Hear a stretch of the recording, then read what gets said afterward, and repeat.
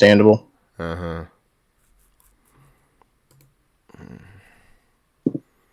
I am going to need a new mouse soon. A worthy goal. I bought a wireless mouse like 5-6 years ago and it still works. Mm-hmm. I've had to change the batteries only once. Good. Yes. It's a Logitech mouse, which I guess, but It's a mouse. it served me well. And if it does break, I got my money's out of it. Mm-hmm. I wonder if I could just take this... I wonder how I would take this apart if I needed to. There is a problem. I know what the problem is. I can't figure out how to take the mouse apart to fix it. Oh. And it's just annoying enough that I kind of want to just buy a new one. It's probably one of those. But also replacing it would be like $60. Yeah. Hello, I am here-ish. I am currently on a side quest guarding Brisket Okay. from Oh, a cat of unknown whereabouts. Hmm. Hey, guy, I know you're in these goddamn walls. You want to get this Brisket? I am coming for it. Brisket sounds good, though. Food in Yes. general, honestly, because there's nothing... We have a lot of vegetables in the house at the moment, but just not a lot of choices of protein. Mm. It is. It's for Passover on Sunday. Ooh. Yes. Fun. Happy day when you would not be killed. Sure. Damn right. We wouldn't be here right now.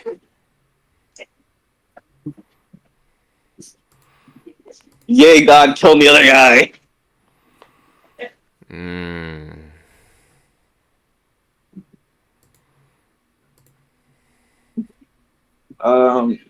But yeah. How are you all? I am here.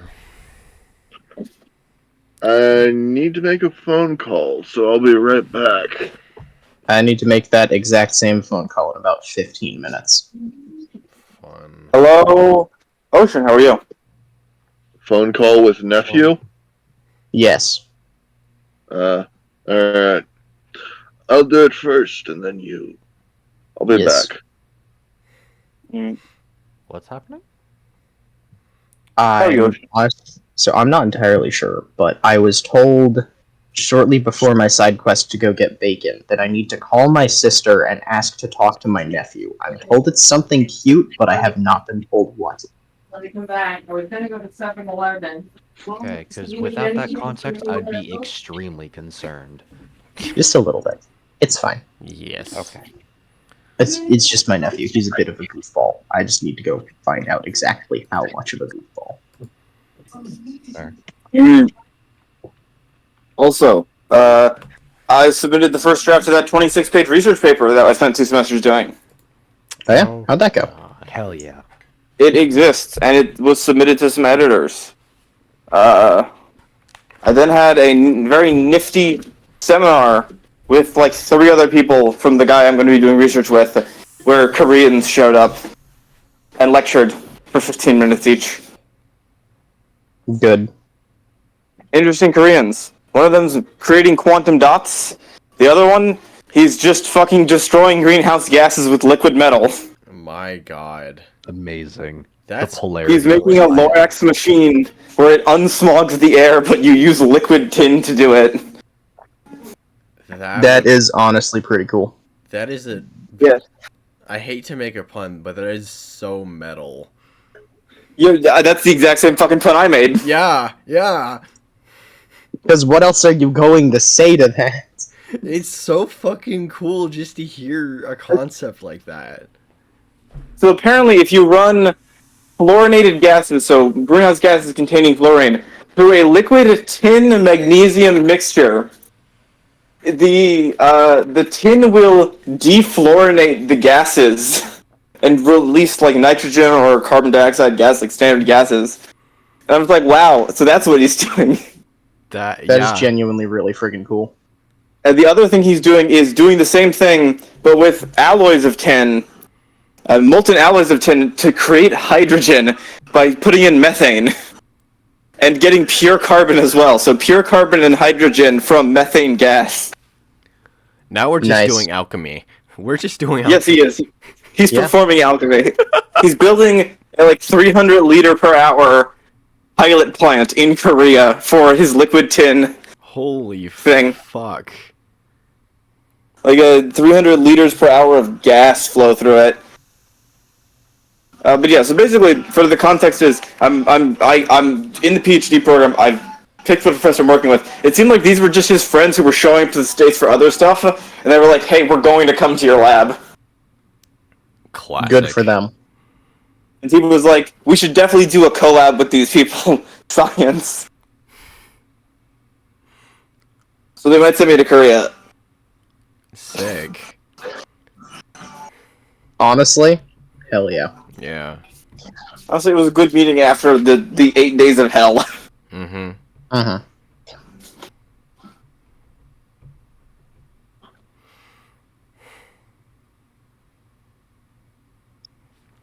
How are you, Ocean and a Half?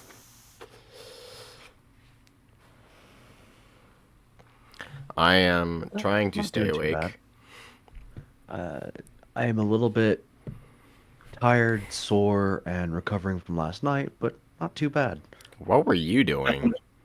Well, I last got night. home at 2 a.m. this morning.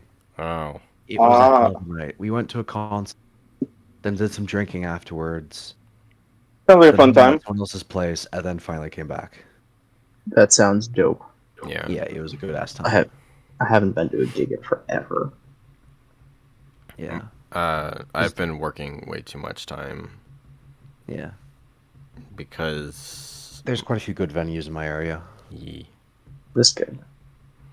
my workplace started putting out same day packaging, and I tried it on Wednesday and it kicked my ass. Still recovering. Unfortunate. Yes. Or you had to deliver your own package. No, so what we do in a 10-hour shift, we do twice in 7 hours, but less packages. But we're also dealing with a bunch of what are called flex drivers, where our normal drivers are contracted to a company, the company is contracted to Amazon as a third party. The flex drivers are directly third party to Amazon.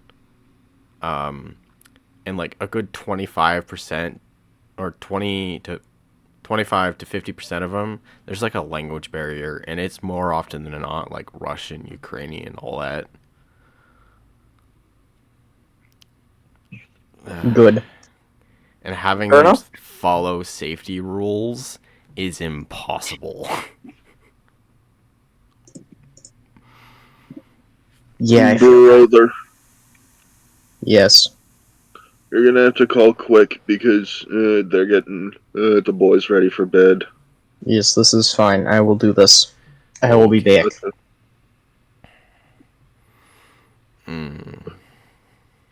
So, my nephew is taking a survey Oh. for his homeschooling, and he is calling all of family members to include them in survey. I Fun. see. That is pretty cute. It is cute. Yep. My sister is homeschooling her boys, so this is a part of their school for the day. Fair enough. I'm gonna say.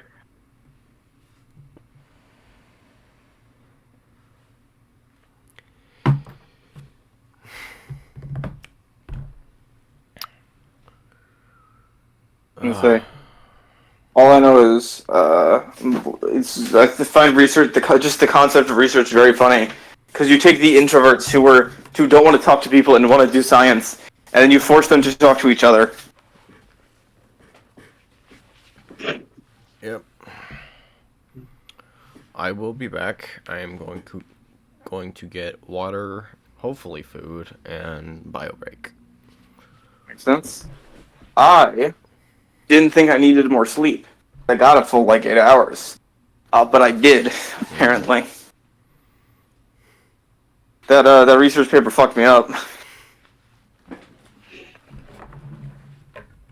Did you successfully get onto that dude's research team? Yeah, so I've been accepted into the PhD program. Ah, fantastic.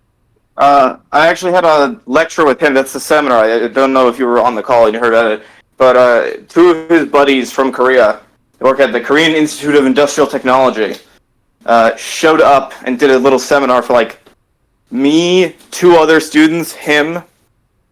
Just a little chill thing. One of them is using quantum dots to make better TVs. The other one is reducing greenhouse gases by making a Lorex machine that uses molten metal. Both fascinating topics that I wish I was there for. Just as I am passingly interested in all forms of science. Just hearing about what is happening is fascinating to me. Quantum dots are nanocrystals. So it's basically this very tiny semiconductor crystal, like like nanometers, so like way, way, way, way smaller than you can see or touch or interact with. It's those little semiconductor crystals which have a core, which determines their properties, and a few coatings around them, combined with ligands, so like these organic little materials, like carbon-based stuff. And apparently, the interesting property of them is you have the exact same stuff. So same chemical compounds, same everything, same coating, same ligand. But if you modify the size of them, because they're quantum dots, that's the whole quantum dots thing, it'll change their electron properties. Which would change their color frequencies, right? Yeah, so that's basically changes the band gap, which affects its color. So a lot of it is optical properties, but there's other applications of it too. But he's exploring optical, so like making not LEDs, but like again chemical light cells using these things. Because you can push their spectrum to be very, very refined, you can get even more vivid color as opposed to like LED technology. Huh. So he's working on like coatings of these things and trying to make them more stable and have a longer lifetime. What's their present lifetime? Their present lifetime's okay, but they lose a lot of their ability to produce color over time, or the color will fade. There's also apparently there's 2 different kinds that you can focus on making. There's ones that react to light, so they get hit by light and then release light of their own, which is photoreactive, and then there's electroreactive, which is when you hit it with electricity, so the movement of electrons, it will produce light. And I expect the electroreactive has a shorter lifespan. Well, a little bit, but can't say that, I'm not sure. But they're harder to produce. They have to be different and harder to produce, and that's what they want if they're going to be making like quantum dot monitors like commonly available. They want that. All right. So what about the Lorax machine? So apparently, if you take fluorinated greenhouse gases, so greenhouse gases containing fluorine, and you just fucking bubble them through liquid tin and magnesium, it destroys the fluorine gases. It defluorinates them. And you can do the same thing with methane, which is a very harmful greenhouse gas, like 30 times more harmful than CO2, to produce pure carbon and hydrogen gas. So is it actually destroying, or is it converting to a different element spectrum? It's converting it to a different set of elements. So it's the same elements, but it's chemically changing it. So it's chemically destroying the compounds and then resulting in new compounds. All right. Can those new compounds then be utilized, though? Well, it depends on what they are. Like, in the case of hydrogen gas, so H2 gas, like, that's very useful. You can use that in a fuel cell to make electricity. And carbon, The issue is it's more carbon capture is a big technology, so being able to take CO2 or methane or other greenhouse gases and just get the carbon out. Because carbon can be utilized in a number of forms, depends on its properties to be Yep. transformed, but it not being in the air is a good thing. Yeah. The other thing this guy is working on, which is very interesting, it's in collaboration with the other guy. So, like solar energy and hydrogen? Yep. General process is you take solar energy, you convert it to hydrogen. The guy's looking at quantum dots where you just put them in water, and if they get hit by light, they do that themselves. They just start producing hydrogen oxygen gas. You just put the stuff in water, expose it to any form of light, like the sun, and it just starts producing gases. Starts breaking the water down. Degrade the quantum dots, though. They're catalysts, so they're chemically unchanged, but their life cycle is an issue, or it might be an issue, because how often you can reuse the catalyst without damaging it. Yeah, because a potentially endless fuel source would be fantastic for clean energy, but on the other hand, how long is it going to take to exhaust the catalyst versus how much does the catalyst cost to create? Yeah, that's what he's working on. So he's working on stuff there. Apparently, both of these guys are like the pilot plant. This guy is building for his Lorax machine, and the guy who's making the TVs are both sponsored by Samsung. Their research it's under Samsung. But yeah, All right. these are people I'm going to be working with, but they're like friends of the guy whose lab I wound up in. We're just like, hey, we're going to the States. We're going to visit you and do a talk. Well, this part is all of these guys are in their 30s. I believe it. They did their masters together in Korea 12 years ago. I am finally back with food. Hello. Welcome back. I just realized I'm fighting my own body right now. Fine. I was gonna say, it'll be interesting, at least, me being this man's bitch for the next 3 to 7 years.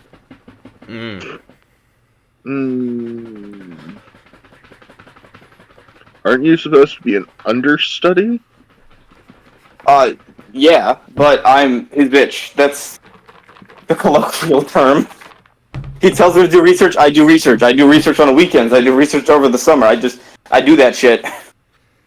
Yep. I work with the dangerous chemicals for minimum wage. Hopefully you get hazard pay, because that's good money. Nope. No? I have a stipend of 34 grand a year while I'm a PhD student. Oh, fuck That's no. it. I get paid a minimum wage to handle stuff that auto-combusts in air and explodes if you get it wet. I get to make that burger flipping money. Yeah, but you utilize such small gram weights, it shouldn't be an issue, yeah? Even if it's a small amount, that shit will fuck you up.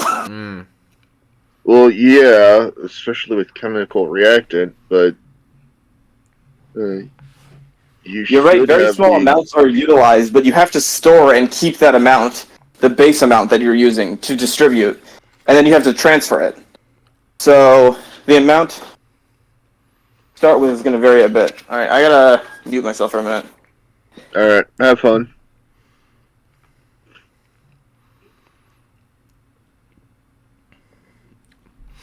So it's just Fascinating to hear about science. Well, always.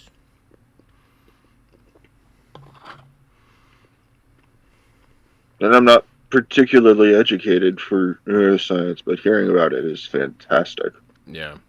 Just where we are at this point in our technical research around the world.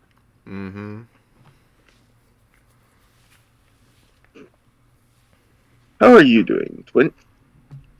I'm alright. I drank a Monster like an hour ago, Mm. but it did not help at all. Yeah, I drank my first Monster this week, and it did nothing.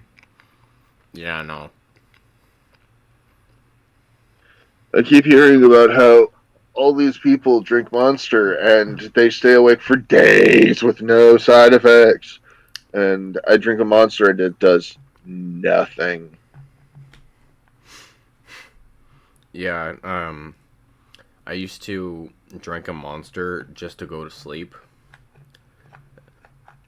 Yeah, it was not healthy. It was like a Monster to wake up in the morning and a Monster to go to sleep at night. Like it was awful.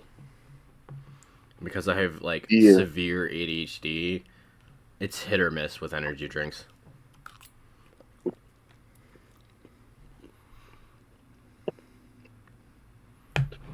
Yeah, different chemicals affecting the brain different ways. Mm-hmm. Yeah.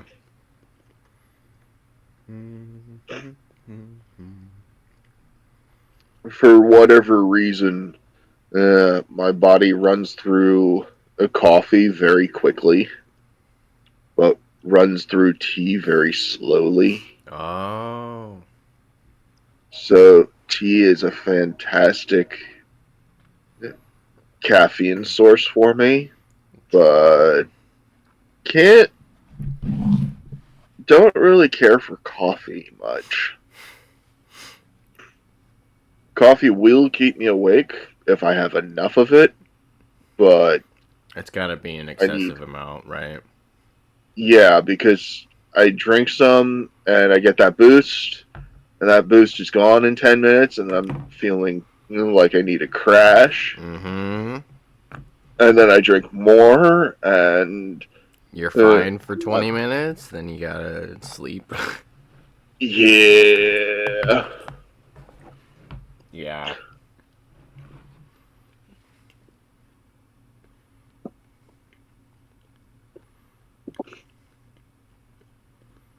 I worked last night with a grand total of 45 minutes of sleep. And it was rough trying to stay awake. I imagine. So, about 8 ounces of tea with. I'll figure it out. I'll find out. Mm. But I am at my computer now with mini tacos. Okay. So, this is the extra sweet variant. Uh, So, a fuck. 18.5 fluid ounce bottle with 68 grams of sugar and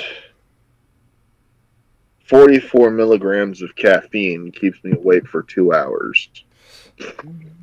Yeah.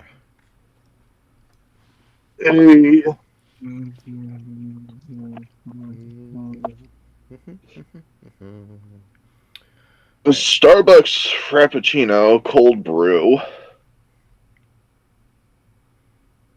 with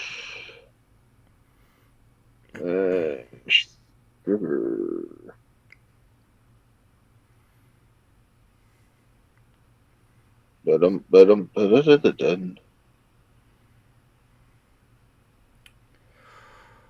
Total sugar is 46 grams. Yikes. And I cannot see where caffeine is. The Starbucks Frappuccino. I take a sip and it keeps me awake for 10 minutes. Yeah. Or I can drink the whole thing and it keeps me awake for 10 minutes. Oh boy. Yeah, it's pretty much just I have to stagger the Starbucks.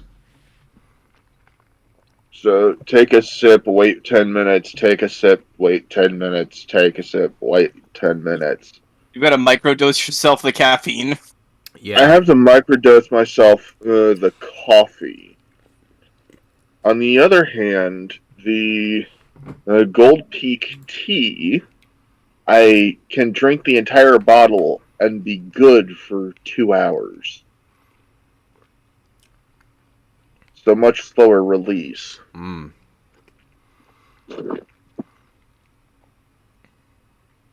The problem is the sugar content. Yeah. Because the Gold Peak tea has 68 grams of total sugar. As opposed to the total sugar of 46 grams in the Starbucks mocha. Mm. I am back for now. Okay. The child is getting ready for bed. He will call me when he can. It do be like that, huh? It do be. I wake up, he goes to bed. It's just about like that sometimes. Would you like to talk to me about how awful college is? I mean, we can. Mm. Are we talking about real college or wizard college? Real college. Mm. Okay.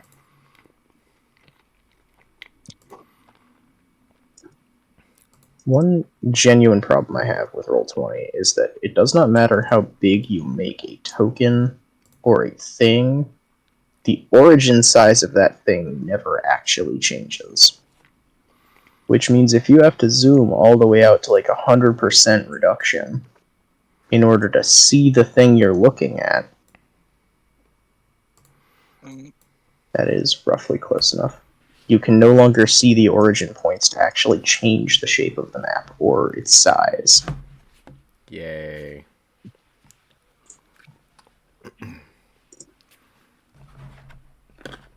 What's happening? I'm getting annoyed at Roll20. Oh, love that. You were making a Roll20 character sheet for me last I knew, Mm.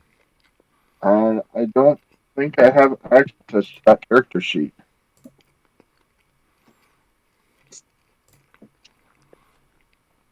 Let's just be glad that Swampy's here today. Always. Mm-hmm.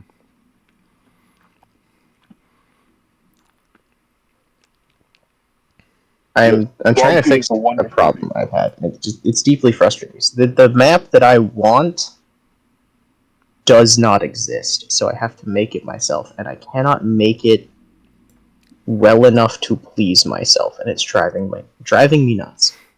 Well, that's no good.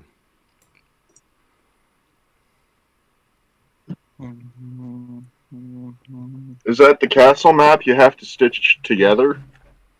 I was gonna stitch it together, but I can't find the right pieces to make it look good. So what I'm probably going to do is I'm just going to have a map, and I'm going to be happy with that map, and we're just going to have to put up with random MS Paint drawings to represent all of the other features. I'm okay with that. I mean, the MS Paint skills among all of us is pretty good, so it should be fine. Alright, I will be back. Okay. Alright. So yeah.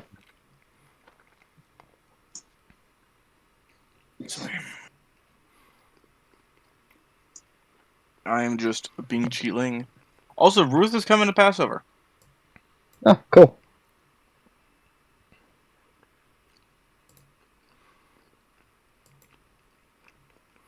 I get to introduce her to Dave. Yay! She'll like that, I'm sure. Who's Dave? My uncle. Fun.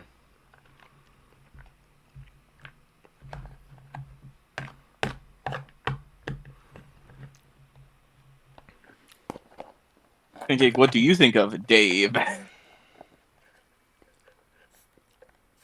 I think Dave's kind of neat. Very slightly racist, but kind of neat.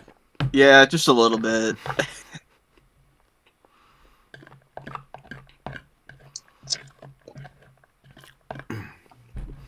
He also, I don't know if it's diagnosed or not, but he also has severe ADHD.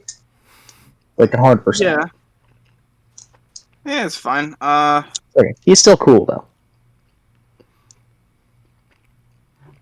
He had a brother that was severely autistic, so he's chill. He's one of the. He gets to be considered one of the normal ones. Yep. At least in the family. Compared to Gary. Gary was like adopted and severely autistic. That is unfortunate. He's just fine. Which one was the brother that lives with them? Because That's he was pretty cool. Mike. Yeah. Mike is not related to us. He's just like a good friend of Dave and Joanne. Okay, fair enough. He was pretty cool. He's chill. We got like 8 family members. They're all relatively chill. Generally speaking. Yep.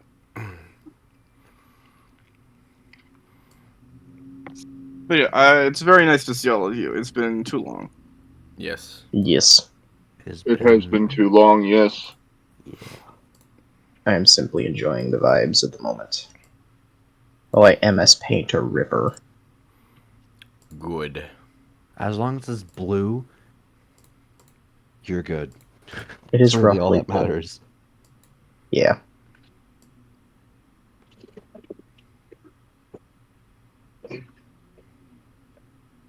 That was the biggest obstacle I ran into, is that I need the river to conform to a specific factor so that the castle can be in its general proximity and serve its function as a toll castle. And there just are no good river options in the maps that I have access to right now.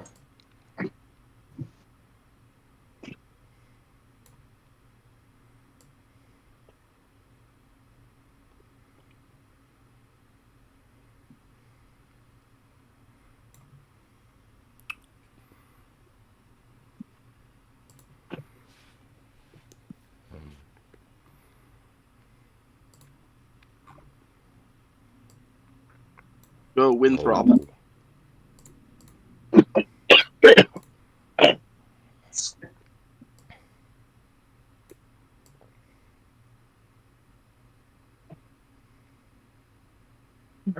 No, Winthrop, no.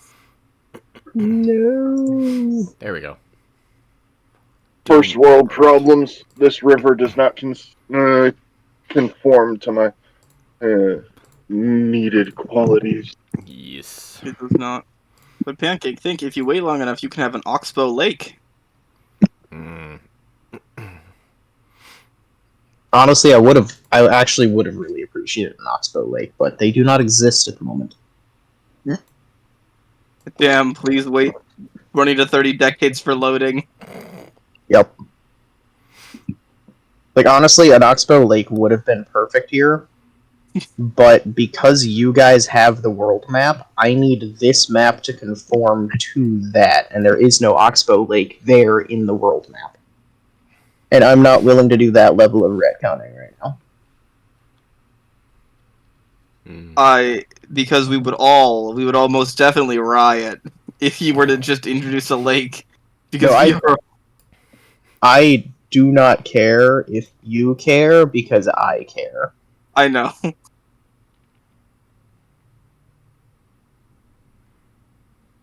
And this is a fairly important set piece, so I didn't want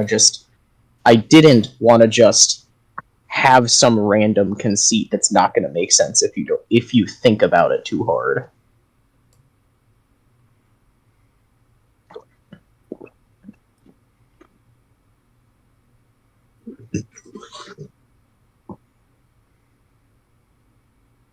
I'm gonna be honest. I completely forgot that we had access to the full map.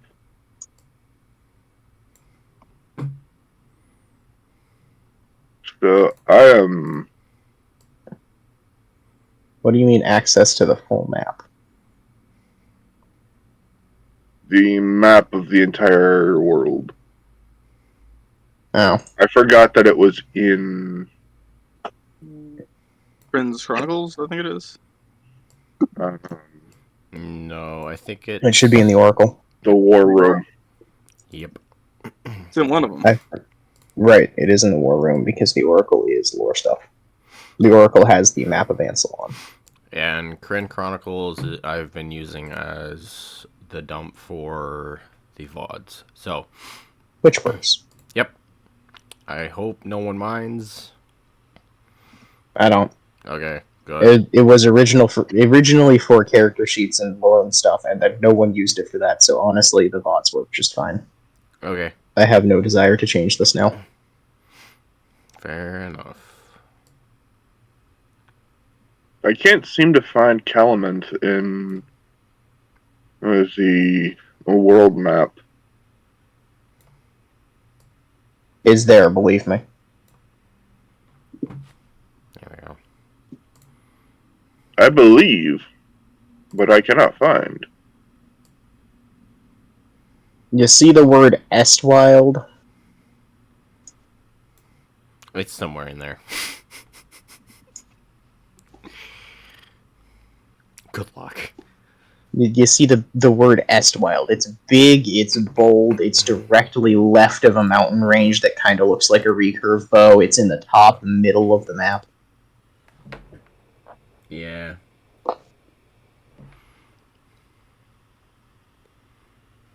EST? Yes. Estwild. Yes. You see I that see it. big dot directly next to that word? It's that. That's Calaman. Yep. You see that much smaller dot up and to the left of that one on the riverbank on the opposite shore? Yeah. That's the city that got burned at the start of the campaign. That's Vogler. Vogler. Vogler. Who remembers Vogler, am I right? Not I me. liked Vogler. Come on. Vogler was fun. Point to where Vogler is on a map, not was, is. Oh, wait, you Was. can't. Oops. Actually, that's not our fault. It's not our It is fault. not your fault. No. It was unpreventable. Correct. You could have tried to prevent it. You would have died in the attempt. Yeah. Probably. We were not Like, without strong enough question. for that fight. That town had pronouns. It now has pronouns. Those pronouns are was, were. Yeah.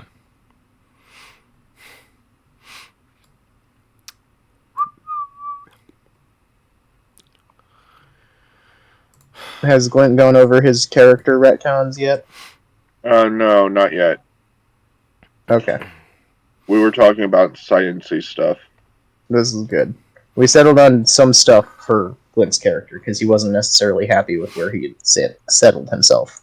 So in the manner that Boots was always a bard, Luma was always a mercenary, from a different company. Got it. You wouldn't know them, they went to a different mercenaries guild. Goddamn, I was about to say you went to a different school. Yeah. Damn it. Kinda, yeah. The mercenary company was based out of or near Calamouth. We were not particularly large, at right around 200 people in the group, and fully the entire company has been exterminated. So basically, it's to facilitate what you were going for with the green shield mercenaries. Yeah, Okay. I should probably let you... possibly some members have survived. They are not here at the moment. and I fully know and understand what has happened to my people, unlike some. So there is no mystery. We went out on a scouting mission. We hit probably the eastern flank of the military force, and we no longer exist.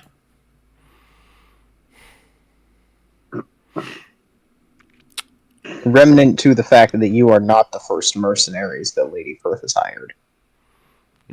Yeah.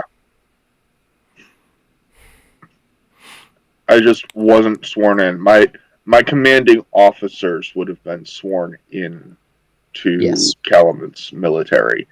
I was a relatively low-ranking individual. I was basically, it would have been separated into 40 into 4 groups of 50 people, and then each group of 50 brought down to 10 with one superior in that 10, and I was in a 10-man group.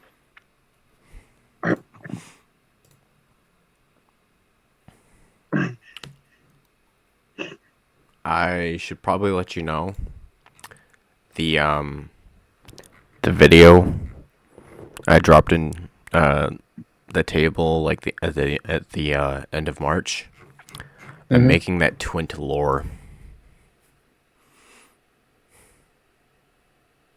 I don't remember what that video is. Can you remind me?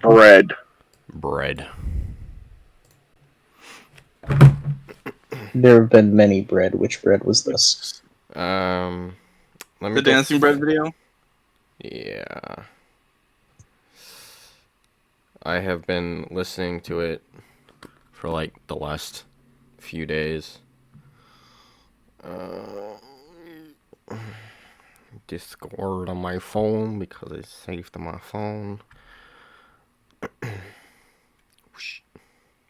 Table. Keep.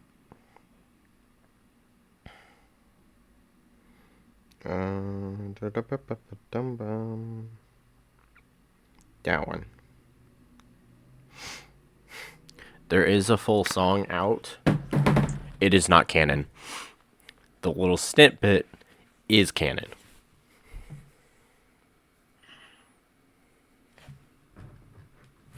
I hope it loads. One day. One day. One day more. It is.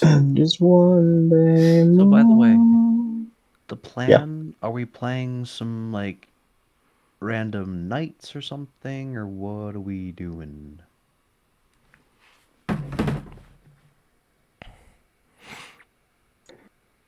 Alright, so the plan for the random poll that I put in there was I had a single pretty cool idea for resetting you guys down to level 1 for a session. Okay. And I thought it would be neat. I have no further plans beyond that. I will have to get back to you. You will, like, the idea is effectively you're going to be playing the character class that Uriata is. You're going to be playing as followers because those are just regular people. Yep. Yeah. And the specific idea I had was we were going to run the Siege of Wheelwatch as 2 separate encounters. One of them, you are your characters being super heroic and awesome and stuff.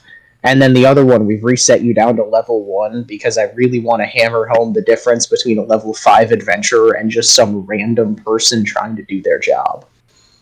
And I thought that would be neat. Huh. Fair enough, okay.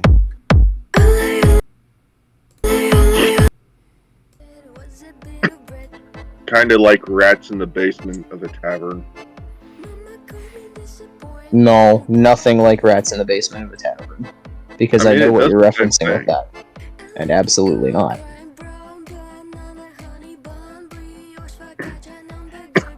It's a clear delineation between what the player characters can do and what the rest of the people can do. No. It's just far more We are gruesome. the rats. Yeah, rats.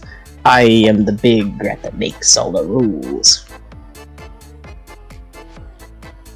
The answer is no. We do not do the rats in the basement of the tavern, because that is something that carries with it an entirely too long list of ideas and other people's mechanics that I think are terrible and don't want to introduce to my campaign. Yep. Okay. Okay. I'm going to give you a short sneak preview of the map because I just want to make sure it is legible. So, like, can y'all actually tell what's going on here? Give me one moment to hop. You know, we got in the top left path to river, and then mid top rightish path, bottom is river, and then scribbled in spots is forest. Yeah, Yes. Alright, cool. perfect. Honestly, yeah, this works. I could probably finish it.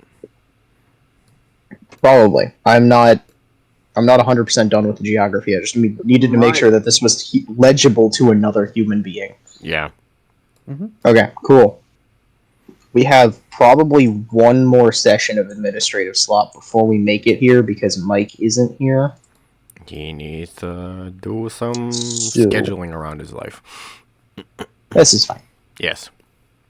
So, I think we're probably going to do that. This is going to be a very roleplay heavy session as opposed to combat or anything else. First order of business. Acting captain of the Ironclad Legion, Dvorvos Ironbeard. Yep. I'm going to let you know before it happens that Perth is going to approach you as acting captain and attempt to hire your mercenary company. So you're going to have to work that one out. Oh God. That is currently on you, the player, because Cudgel is not going to wake up for a while. Oh Jesus. So something the players, but mostly you need to figure out, are whether or not you want the players to be officers, or if you would like me to make NPC officers to help you out with the administrative stuff. Because the opportunity here is that the other players can also be officers under you as part of the mercenary company for this part of the campaign. So you're telling me suddenly I'm in charge of 300 some mercenaries or something like that? No, there are 75 of you. Okay. A lot.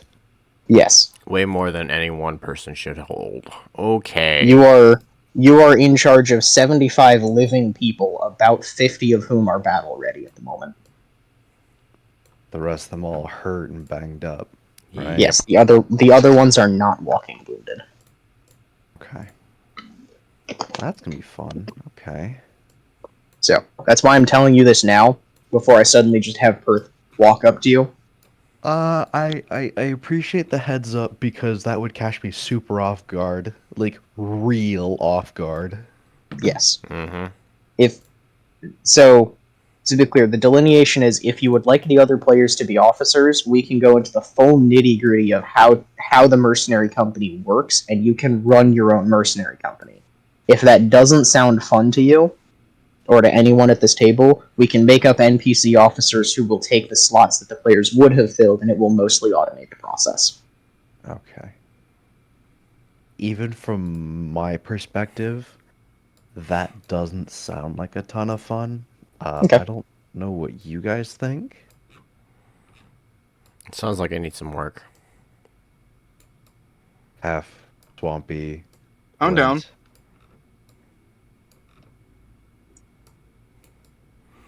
Just over here dragging a flower across the field. I'm down, but I'm not gonna like make all of the players engage with a system like that just because I'm interested in it. Yeah.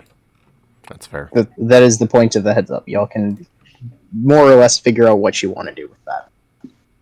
Okay. Okay. I will discuss that further when the time comes. Fuck. I, as well, am down with that, but again, Swampy's perspective. I do find it really funny though, as like my character is a ex-mercenary retired blacksmith. Mhm. who was there for ages, is now the acting head just because everyone knows who he is and what he does. Yes. And also because you have more years of service than a lot of the newer people combined. Yes. I mean, I'm 150 years old. Like, that's Yeah. kind of par for the course. Like, as soon as Cudgel's out of the picture, you are the guy. Jeez. Okay. The So, yeah. man, the myth, the legend, the guy. The dude. Are you the guy? I'm he, but I'll never be him. Yep. You don't Pancake, know the I'm pretty you don't sure know the you're the reference? guy. Spy Kids 3. Yes! The guy! That's not where my brain went the first time, no. When you said the guy, I was like, oh, Spy One of the Kids. biggest characters in that movie, one of the biggest running things in that movie is that everyone thinks Junie is the guy. He's not the guy. The guy shows up, immediately dies.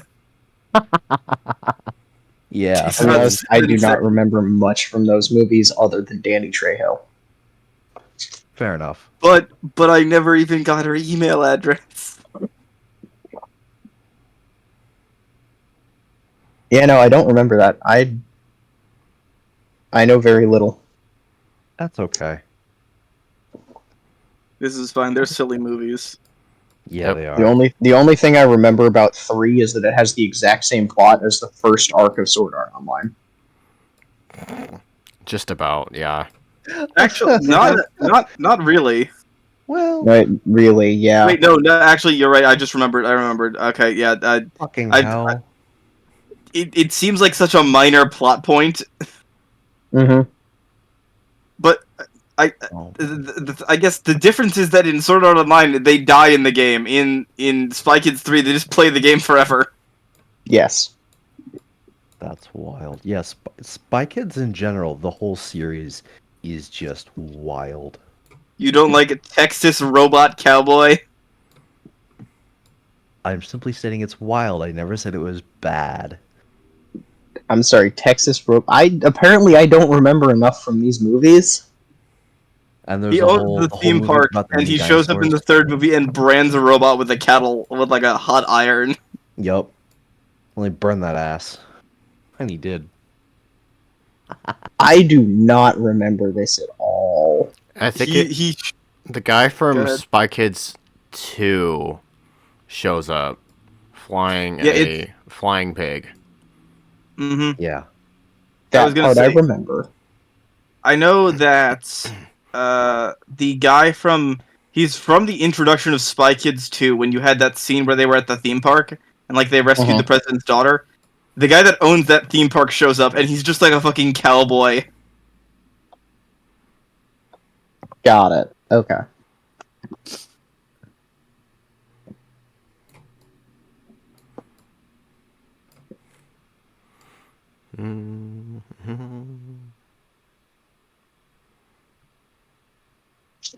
Okay. So let you guys know exactly where I'm at. I am currently reading the section of the campaign we are about to play through because it has been 2 weeks, Fair enough. and I need to refresh myself on the details. So I'm going to take 10 minutes and no more to figure out what's going on. I'm going to use the bathroom, and then we can get started. Okay. Okay. Okay. So in between that, do whatever character schlop you need to get through, and we will be ready to go. Oh, I will be back. Character slop. If my nephew calls me back in that time, we may take longer. We'll see. Okay.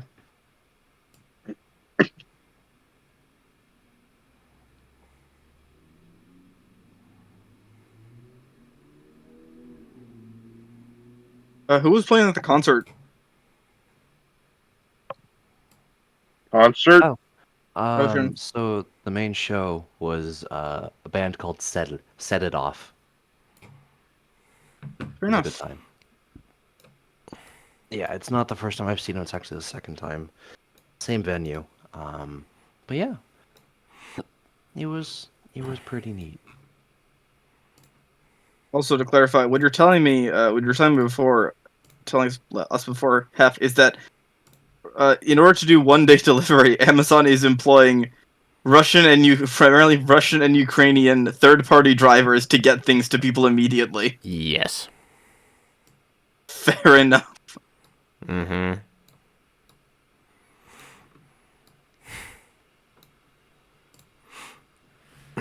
And if a single package gets lost somewhere, it delays the whole system by like 30 minutes. Fair enough. Yeah. Does not sound pleasant. No. Also, I'm playing like this little Pokemon thing, Mm-hmm. and it has some interesting types. It's like a little Pokemon clone called Koromon. Fun. The list of types includes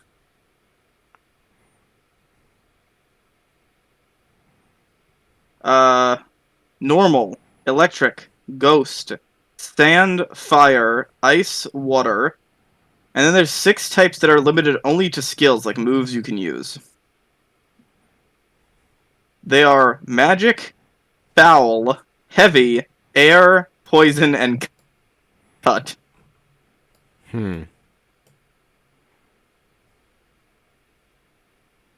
Fun. Heavy is, I was gonna say, heavy is apparently super effective against ice, but not very effective against fire. And cut is effective against electricity, but weak against a magic.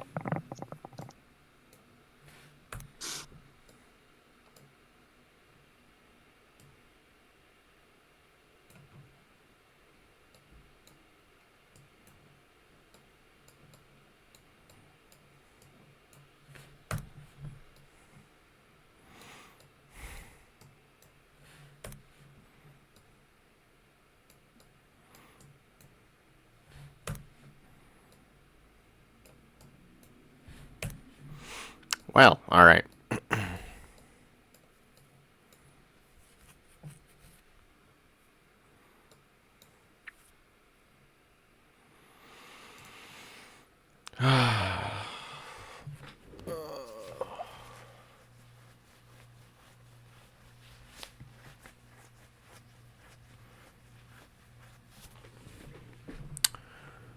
Well,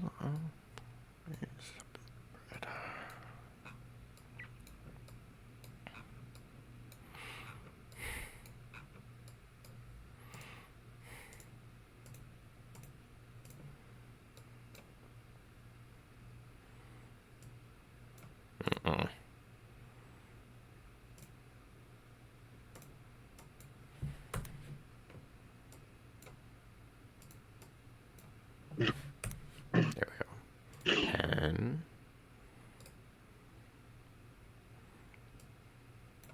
I said small, you.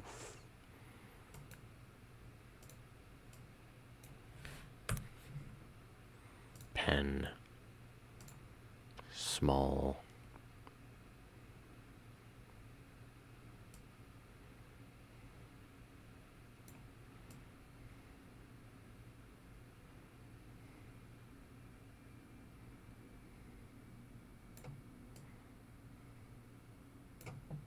Was tempting. What? I caught a little guy that's like a cast form. It's like a cast form clone, kind of.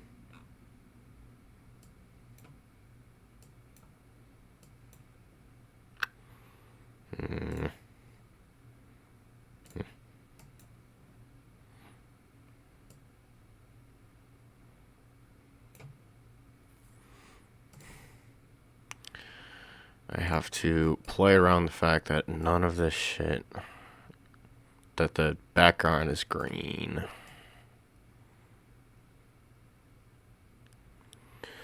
Yay.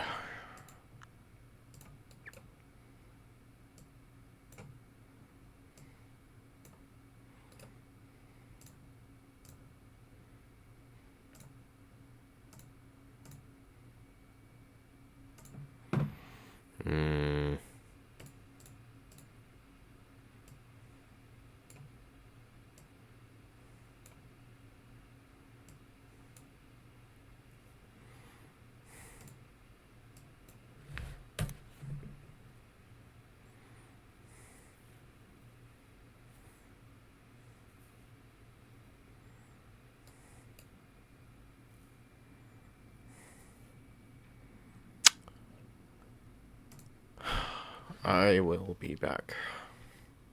I drank too much water. Yay.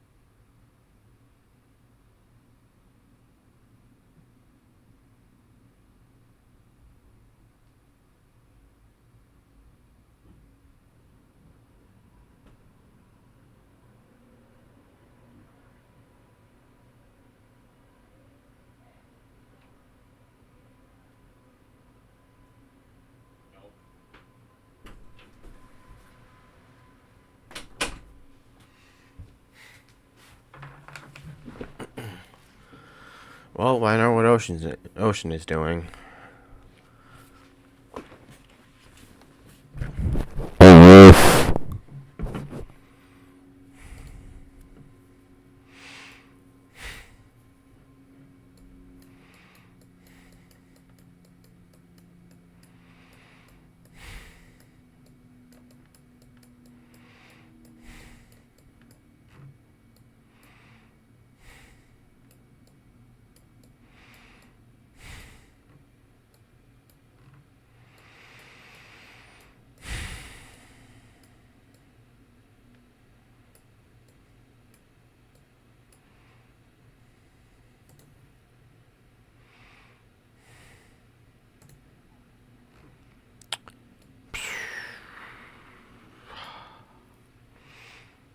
Hmm.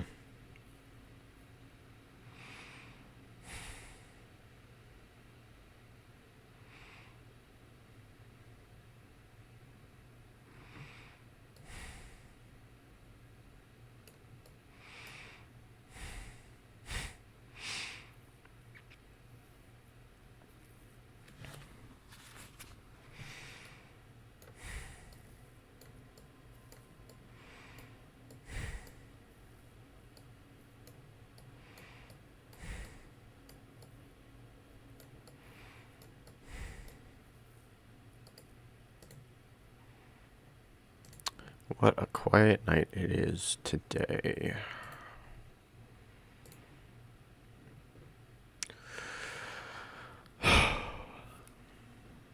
Hmm.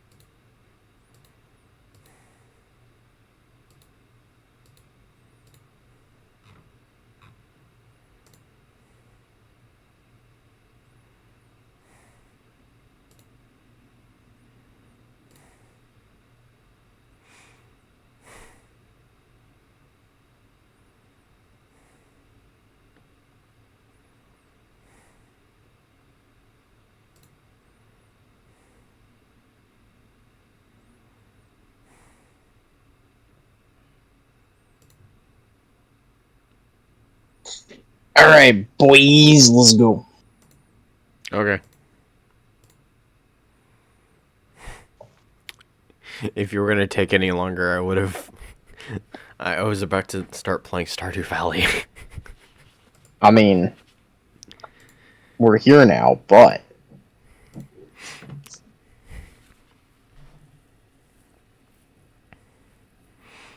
Anyways.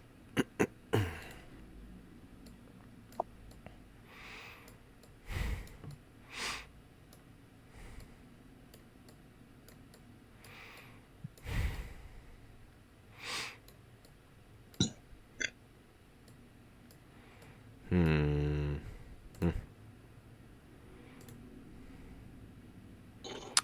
What is... Yep, okay. Is everybody here? I fucking hope so. I'm here. I am Cool. here. Yep. Awesome. Yep. Okay. Now, who would like to do session recap? Not it. No one else remembers. Now y'all are in trouble. I don't feel like looking at my... I don't want to look at the VOD. I really don't. This is memory training. Dude, I am dead. Alright, so last time was our 3-day downtime, correct? Yes. Part 2. Amazing. I can do a quick recap of what I remember, and you guys can fill in the gaps. I don't remember everything, but I'll do the best I can. Yep. Bish? Yeah. Good. Amazing. Alright, so, let's see, at the beginning of last session, short little recap. I think We we're... ended up all getting back to Kalaman with, Cudgel's men, the now known green boots, because they needed boots. and They the other boots be dialect was green.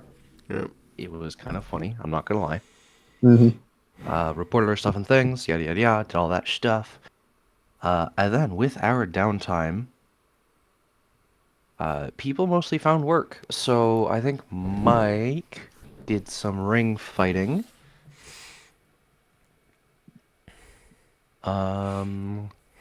Yeah, he fought in a ring. Some of you guys bet on him, made kind of bank, honestly. Some pretty damn good money. I did a wedding, and then checked in on some people. That's kind of cool. I actually did a wedding for some of the mercenaries. That was kind of neat.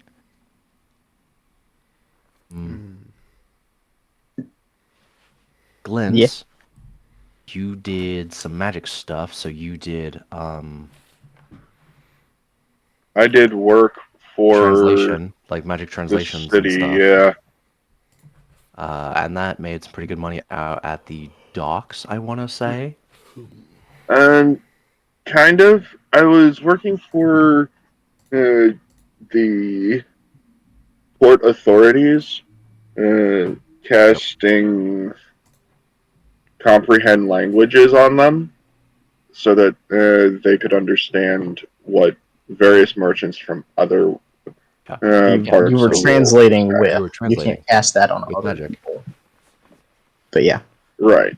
Okay. Yeah, that's kind of neat. Swampy, you met a interesting person to learn how to use a glaive. And you did spend some time doing that. Got familiar with your special weapon, which is kind of neat and fascinating. Gerd. I think it was the lady was a She's a forget the minotaur. term. She was a centaur. Forget what the Centaur, that's what I exact meant. term is, but she was something of Gerd, like a follower of Gerd, Yeah, The bailiff something of Gerd. bailiff of Gerd. That's what it Bailiff, was. I knew it was a that's legal right. term. Yes. Twins. I don't remember what Twins got bread. Yeah, he got bread. Did I get bread? He made bread. Received bread. And then You went to the castle. You That was on the third interacted day. with. Didn't you also try and train, like, sneak, because you're just kind of sneaking around just for On the the fun of third it? day, I went into the castle to train my sneak. And encountered I two got travelers. forced into the garden. Because You did not get forced into the garden. I told you there was music coming from the garden, and you willingly went into the garden. Oh, yeah, No, I did you met a not. goddess. Didn't. I said, I'll go into the kitchen. And he said, on your way And- out the kitchen. I'm like, I never said I was leaving the kitchen. No, we did the thing in the kitchen. You got the recipe for bread. That was after the garden. No, Oh. that was before the garden, because we had to get through all of that before you left the kitchen. I never wanted to leave the kitchen. But you had to leave the kitchen eventually, because you cannot live in the kitchen. You forced me out of the kitchen. Because you spent like 6 hours in the kitchen. Did I? Anyway, Oh. yes, you got the recipe from it. You had to learn Yep. from the man because you tried to steal the recipe, but they don't write it down. It's just Yeah, a he has thing them the all head in his chef head, knows. which is really funny. Yeah. So you had to spend like 6 hours. You were like, "Hey, you, teach me how to make bread," and then you proceeded to spend several hours learning to make bread. Then Okay. on your way out, while you were carrying it, you went into the garden because you heard music. You hid behind a bush because you didn't want to interact with people. The people knew you were there anyway. The correct order for this was I tried to steal a recipe from about bread from the kitchen. There was no recipes. I got forced out into the garden. I had a character building moment, and then I left the garden, got back into the kitchen, and yelled at the head chef, "Teach me bread." No, Teach Me Bread happened before the garden. No, it did not. It It did very not. much did. It did not. Anyway, regardless of the order of events, those are the things that happened with Twint last time. It didn't happen before the garden. Twin is correct. Primarily, he had an encounter with someone who was an aspect of the Traveler, or was related to the Traveler, it seems. Somehow. I don't know how. Knows about the Traveler. And that was my day 3. And knows the cost of what it was that... But yeah. Yes, because your Those day 1 costs? was making bread and your day 2 was pickpocketing, as I recall. Yeah, I think so. That sounds right. Day 3 was the Traveler. But yeah. Yep. But yeah, that's what we did last time. We did day 3. Ajahn was looking around for information about boats, all this. He was like, hey, if I go to the underground where they're doing the fights, maybe they can, like, just tell me how to make a boat. And they were like, you gotta go through the legal process. And he was like, damn it, I don't want to do that. Bureaucracy. Yes. Yeah, no kidding. Even the underground fighting ring could not help him escape litigation for boat creation. No. There's too much Correct. paperwork, too much black tape. There's just so much shenanigans to go through. But overall, Black tape, that's funny. But yeah, overall, he fought. We bet. We won. Because we bet on our friend. And he was the underdog. But yeah, that was the end of the day after that. But we hadn't done anything else. And we hadn't gotten confirmation from Lady Perth that the next day was when we were doing it. But that's kind of what we had. You had told us to assume that after that third day we were. Yes. Right. Yep. Dinner is ready. Yay.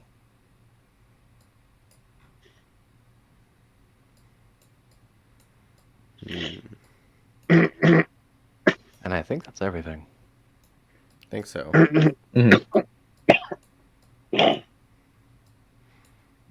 Yeah, should be.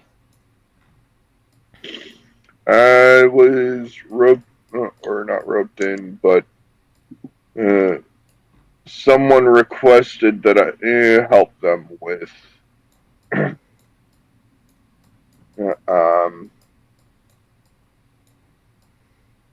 figuring out legalese. Ocean, I think. What I about was me? supposed to help you when you went to do ship stuff. Why was I doing ship stuff? Was that Ajahn you? can't read. Oh. Who was it that was trying to make a ship? That was Ajahn. We just discussed this. Yes. Okay. I am supposed to help Ajahn when it comes to ship stuff. Well, legally stuff. Anyway.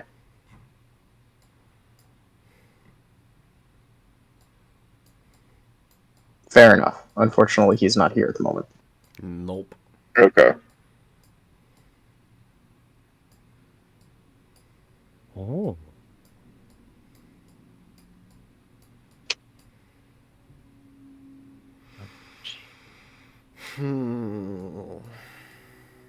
All right. Well, Yes, sir.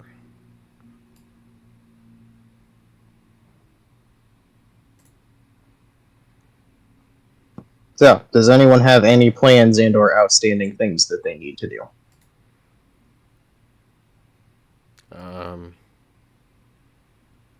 Not particularly.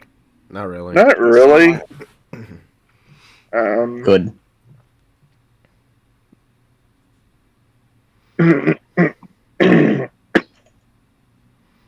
just more days of working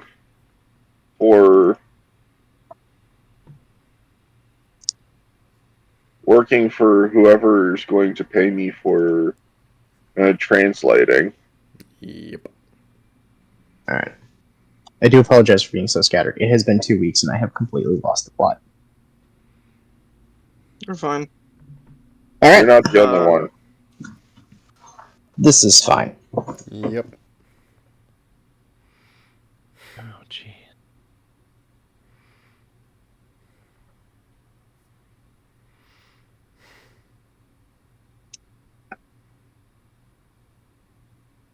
Yeah, screw it. We're going to start with Leica. Okay. Because brain, I know what to do with this one, and I can figure out the rest while we do it. Are we getting a So full how's it day? going over there? Mr. No, Miss Swampy. Swamp. Yeah, sorry, what? My brain. How's it going over there? How's it going being that funky little identifying fish? It's going alright. I spent a day with Rick's talking about them. I have the money, but I wasn't immediately gonna go copy Rick's spell. Oh, you're right. Mhm. I have to convert my money into assets. That's what I have to do. If that's what you would like to do, that is what you might do. Sure. I was told, by the financially responsible people here, in this party, that I shouldn't have all my money just on me. Yeah. So, what that means is I need to convert it into other commodities. So, Right. Well, they seem like they're trustworthy and they know what they're doing. So what are you going to do with it? I am going to head over to the market, see what I can find. Fair enough. What are you looking for? Like, what are you hoping to find to convert your money into? First off, is I was gonna convert like half of it into spell components. So I think I've got. Let me double check. I think I've got. Let me. I would be Double check surprised real if you quick. had more Oh, money shit. than I do. I don't know. It's entirely possible at this point. How much money do you have? 41 GP. I think he has more. Yeah. I have like 100. Oh, right, because you bet a shit ton of it in the. Yes, they gamble. Yeah, he Yeah, I pretty bet, much bet all. I I think you bet bet all of my 20 money in a on 5 Ajan roll. to win the. Right. Yeah, I bet 20 on a 4-to-1 odd, so I won 80. I won a 80 on my thing, and then got my 20 back. Yep. So I got 106. I was going to try and convert about 50 of it into spell components. So the inks and paper and things needed to copy down spells. And then I was gonna plan on converting another 25 gold into commodities. So honestly, whatever commodities look like they're commodities, like they would increase their hold or increase in value. Yep. Alright, I have a better question. I'm What's a literally commodity fish. to a fish person? Good That's a question. good question. I don't know.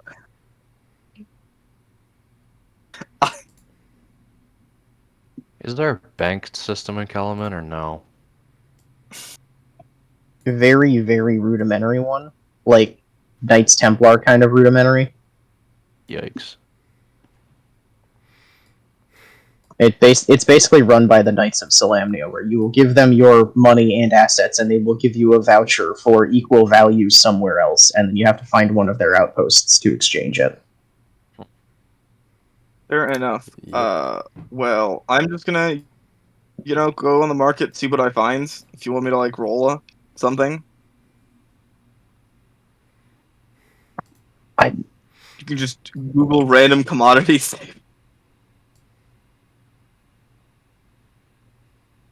I'm gonna be honest, I have literally nothing interesting for that. I assumed you were gonna go buy seashells or something funny, but just like I You know, did not I can invent a stock market for this city, I'm sorry. none, dude. It's not stocks. It's random garbage. You know, I'll do it. I will find a random commodities table. Alright. When in doubt, create your own. Roll a 1d100. Something like that, yeah.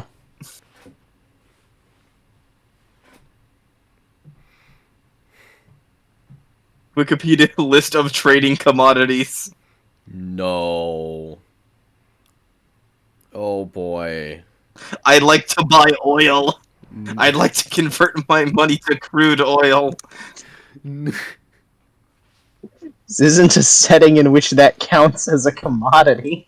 Jesus No. Christ. Yo, They do not yeah, have fair enough. fracking technology.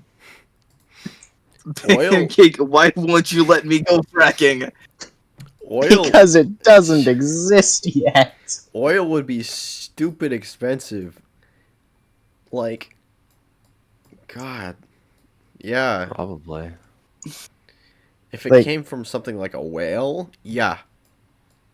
Exorbitantly expensive. There's not even whale oil. They haven't figured out how to go sailing in the oceans without dying yet. There are monsters out there, my guy. Oh Yeah, yeah. they ain't doing so hot. Dragon turtles, they exist. Yep. You know, they'll bite your ship in half. Uh-huh. I already You converted get munched. 15 of my monies into ancient texts. Alright. You can go ahead and do that, I guess. Just make a note of it Anyone else have somewhere. anything want to do while I find a random commodity? I don't know. I'm. This is Okay, not yeah, something I was prepared to have to actually deal with. Go back to mother. Teach her more recipes for bread. Otherwise, I'm good. Fair enough.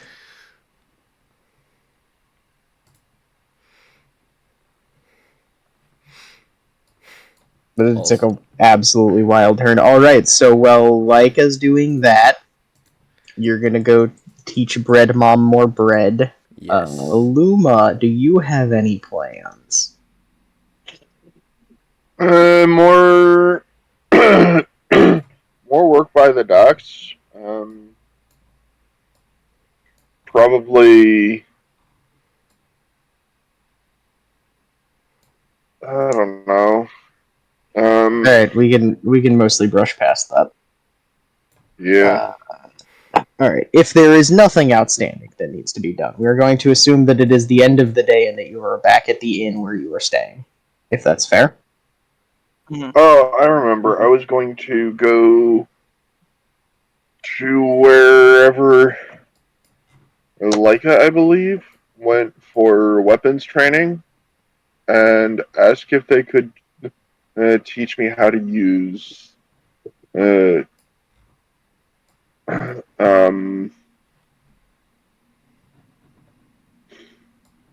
weapons.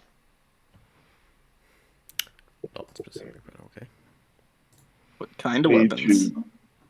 I need to check and see what wizards can utilize weapons wise. Simple weapons. I think clubs are in that list somehow. They are. Good. Clubs, spears, sickles, daggers, slings, and one other thing. Cane? That'd be a club. True. Quarterstaffs. Daggers? Already said daggers. Sources. Daggers, darts, slings, quarterstaves, and light crossbows. Okay. Neat. What would you like to learn how to use? Daggers and slings. You already know how to use them. Oh. Your proficiencies imply Oh. that you're already useful in those things. If you wanted weapons train, it would be something you're not proficient in.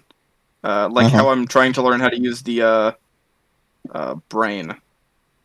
The glaive. Alright.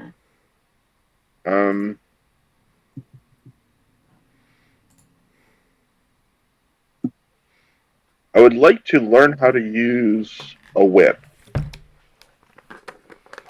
Okay. And also learn or undergo agility training, if that is at all possible. What are you hoping to achieve with this?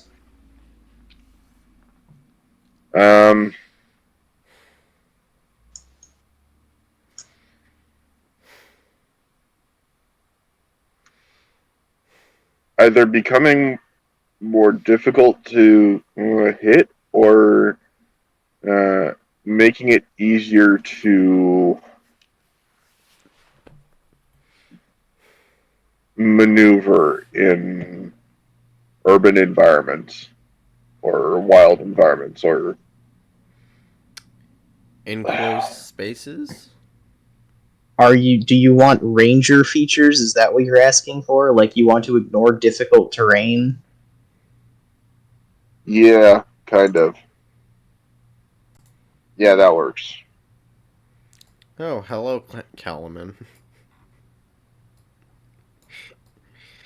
I will have to get back to you on that one. Okay.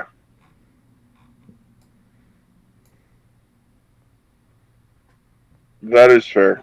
I did not well define what I wanted to learn. At the moment, there is someone in the city who can teach you how to do that. I have no idea where they are right now. He has lost an NPC. Yeah, like that is an NPC absolutely no one has talked to yet, and they have their own stuff going on. And it Honestly, frankly fair. does not make sense for them to be in the city at this exact moment. So I'm gonna have to get back to you on that one. From my point of view, one of the biggest weaknesses for a wizard is their mobility. You got spells like Fly and Featherfall and Jump True. And the long strider. and Pass Wall. Hmm. And Dimension Door. And Misty Step. Yes, but that is magic, and as we have discussed, magic is unknown, or largely unknown, to people. So, Bro, you got spells. You can use them. Like, you yes, know how the universal math works to do Jump. do you? Are you capable of learning the spell? Probably. Then yes, you would know how it works. That is a solved Okay. problem.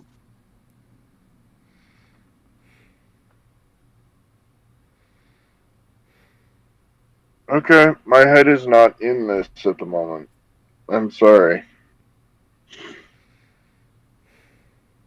Anyway, we're all getting back into this at the moment. Yeah. Yep. It's a thing. I did not expect to get a whole lot done this session, especially with Ajan being off. So we're just mostly vibing and getting up to the point we need to be at to jump into the rest of it. Mm-hmm. Got it. This was not expected to be the most ultra productive session we have ever had.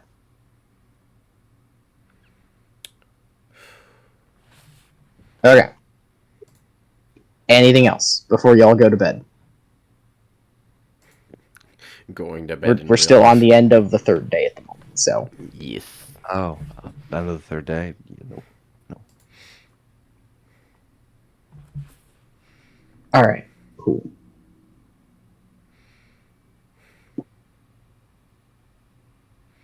So,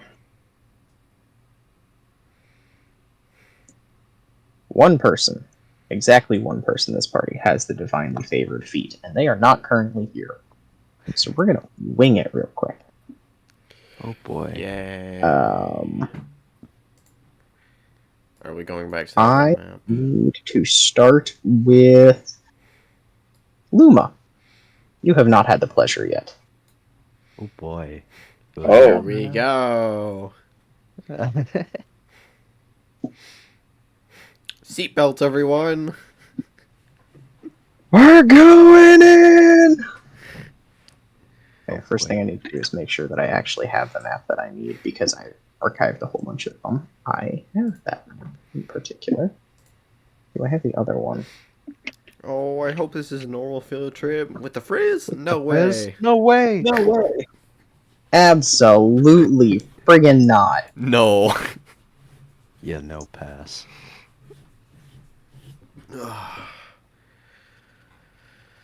I can do Got better. got that. Alright, cool. Get it, got it, good. Love that movie. Anyway, Mm. so Luma, Yeah. are you a religious person at all? Not particularly, no. Mm. Very much a study your world and make and learn how to bend it to your will kind of guy. Oh my gosh! Wait, Interesting. is it Luma's turn? Yes. I'm thinking it's Luna's Very turn. interesting. Mm. You'll learn, Luma, what it means to be for it to be your turn. Oh, I'm excited. Oh dear. Luma has had no interaction with the deities yet. The extent of what he's had is the something of flesh and something of order. Arbiter Those of two. flesh and arbiter of ordeals. Yes. One of you, one day, is going to actually have to start writing this down because I will stop reminding you. It is not going to be It is me. not an idle threat. Yeah, because we got Arbiter of the Flesh. Swampy. Yeah. Alright. That's why I don't write things down. I just have an incredibly weird memory. That's Yes. why I usually write this shit down in like Roll20 chat, which obviously gets thrown away sometimes. But you get the point. I mean, it's still there. Like, we'll have that chat as long as we have the campaign. Yeah. Yeah. Yeah. So Reese is the Arbiter of Flesh. Mm-hmm. He Anyway, show is. I'll let you get back to it. My bad. So, there's this funky little thing that happens when you're sleeping, right? Right, Luma? You're familiar? Yep. Yeah, it's called dreams. That's not going to happen to you tonight. Nope. Never does. Say I hello. messed up. I to a slightly messed up the sizing on this. Give me one sec. There we go. Oh no. Much better. It just looked really wonky for a second, and I couldn't figure out why. There we go. Because you are supposed to be as wide as this whole thing, and then as tall as this whole thing. There we go. Much better. Alright. And you sleep, and you do not particularly dream. Because before you get a chance to do anything like dreaming, then ain't right. I've messed up. This is fine. Let me direct you to the table, Luma. How do I fix what I have just done?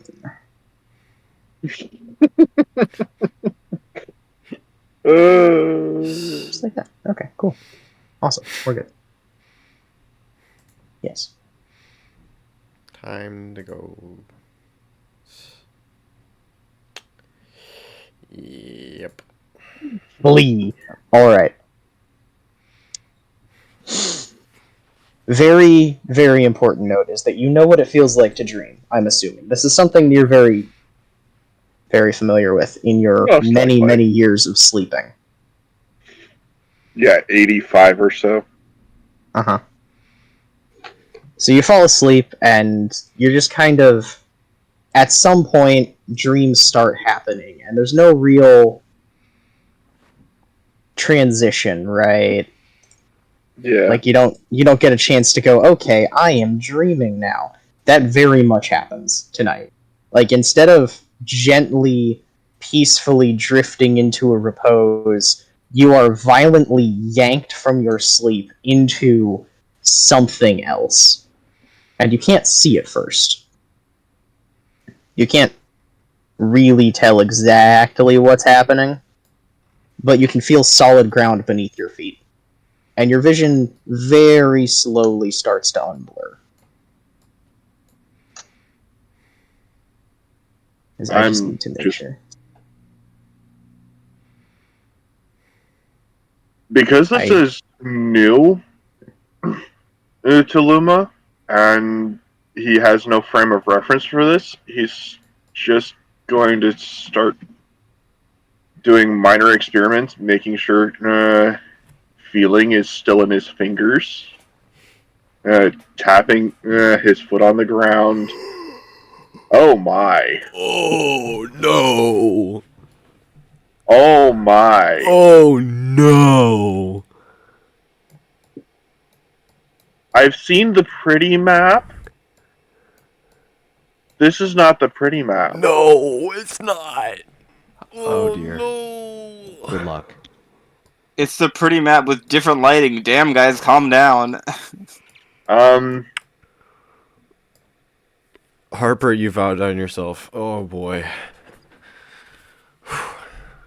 Oh no. Oh no, indeed. I just need to real quick go and grab a singular Luma from one singular map. Where did I leave? Where's the last place I left a Luma token? Probably one of the previous compound encounters. Yeah. Yeah, I grabbed one of them. Yeah, there's one over here, right? Mm-hmm. Yeah, there is. Okay, cool. Equipe. Epestu. You're down here. That is on the wrong layer. You can't see it. Mm-mm. There you go. Mm-hmm. There we You're go. down here. So how does this make you feel, Luma, knowing that this is very much entirely too real to be a dream?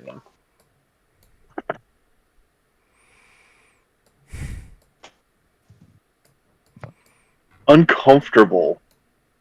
Mm, Now, really? I imagine Luma's heard the others talking about what's happening in their sleep and what they dream about, and the pretty beautiful places that they go in their sleep. And well, Luma is not there. No. He is not. Yeah, he's just gonna start trying to figure out where he is. I just Maybe noticed. moving towards this door over here. Which door? That Okay. one. Alright, you're gonna make it about to the large tree. Trying to figure out what these are. Whatever these shards of glowing something is. Oh, they sure are glowing, and they definitely are something. The water level has risen in this dream. So, fun fact, it's actually not water. Oh. It's exactly what you think it is. Red Kool-Aid? Piss? Yeah! And it seems to be flowing out from under the stone statues into the rest of it, so you can see like a gradient where it goes from being water to where the viscous red liquid is sort of intermixing and taking it over. But it's not It's not like a natural flow or natural osmosis. There's something fighting back, trying to keep it from fully taking over. Oh, As you approach the tree, you realize that the tree is breathing, like actively taking in breath and then expelling it, and there's this slight 360-degree breeze every single time it exhales that just hits you in the face like a blast of cold air. oh, Luma is contemplating burning it with fire. Speaking of fire, have some fire. oh. As 3 large wheels of fire erupt at the end of each bridge, burning with enough intensity to nearly be blinding for a second before they just start swirling in place and hover. You can hear muffled voices, but it's like 3 overlapping conversations all at once, each one coming from a different portal. Boy. He's gonna kind of skirt around the tree. Going this direction? Yeah. Pancake, if you're pinging, we can't really see your ping. This is fine. I'm on the wrong layer. I'm just making sure that he's going, like, around this way. Yeah. Alright, good. That works out. And when he gets right about here, he's gonna say, if there's anyone speaking right now, I can't understand you because you're all speaking over each other. No one particularly seems to react to that. However, this lady appears. There's a ghostly gray image of a young woman in what appears to be almost clerical garb, seemingly in the middle of some sort of devotion to something directly above her. Doesn't notice you, doesn't acknowledge you at all. But you hear just this echoing, deep thrumming, like rumbling in your chest kind of voice, just almost, not quite, but almost rattling the very marrow of your bones as it just rolls through you and the world around you, encompassing everything until it is all you can hear and perceive. And the voice simply says, "The League does not take kindly to failure, and you have failed 3 times. There will be no more opportunities. There will be no more failure. Our mother has spoken. Do you understand?" Not even slightly. Who are you? What failures? And why am I here? Entirely ignoring your presence, as if they can't see or hear you. This conversation is very one-sided from what you can hear, because you can see her talking, but you can't hear what she's saying. It looks like she's on the verge of tears, like she's about to break down, almost begging for something, but the voice just keeps repeating, "Failure is no longer an option. Your safety is no longer our concern.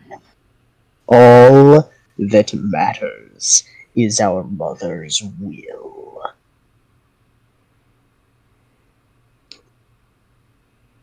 You may choose to listen as long as you like to this conversation before moving to the next portal.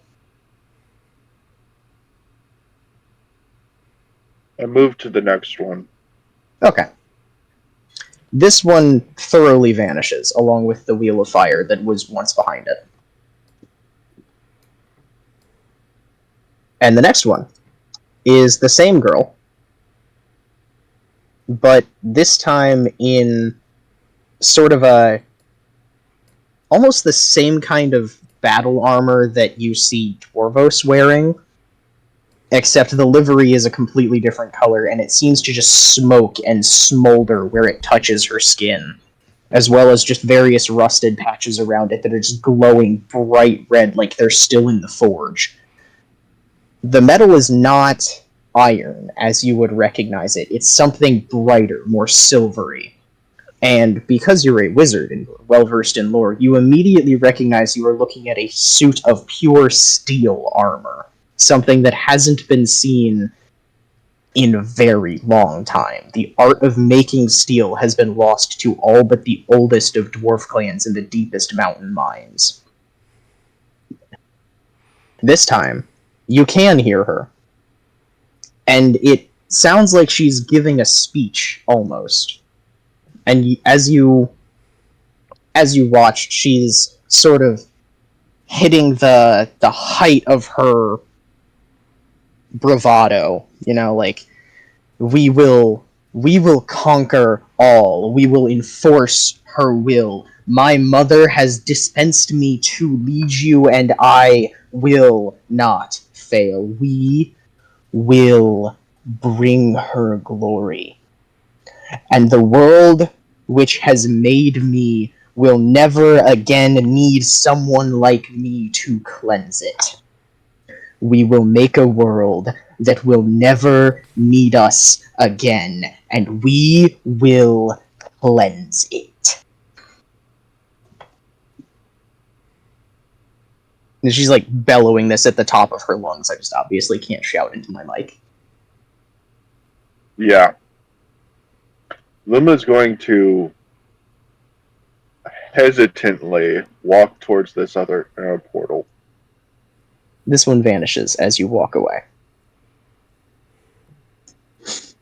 And the other one is sort of cracking and fizzling, and the voice coming from it is neither overpowering and a completely overwhelming voice, nor is it the voice that you just heard giving the speech. Instead, it's this wheedling, almost cloying voice that seems to take your attention not by force, but because it's so inviting, and it's so kind, and it's the only voice you feel you really need to listen to. Why would any other voice matter? Well, mine is speaking. And it's very, very controlled and very deliberately soothing in that particular way. And instead of soothing as it is intended to be, it is sending shivers down his spine. Good for him. Rather than the girl appearing this time, you see this man. This is full priest regalia. This is what you would expect the Pope to be wearing if you ever met him, along with a censer burning bright orange constantly swinging at his side. He is about 7 feet tall, and he appears to be talking down to someone at his side, not to you. Relax, child. It will all be over.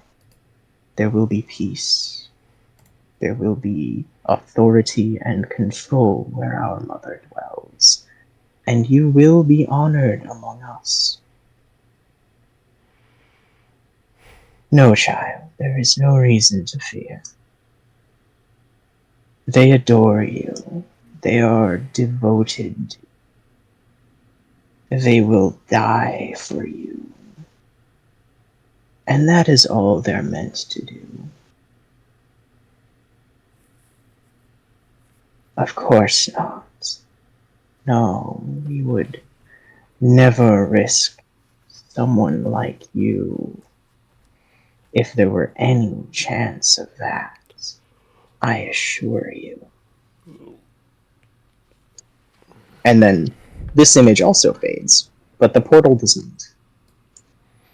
And instead, you are now left with fully realized, fully corporeally here, much like you, this figure, simply staring into the ring of fire.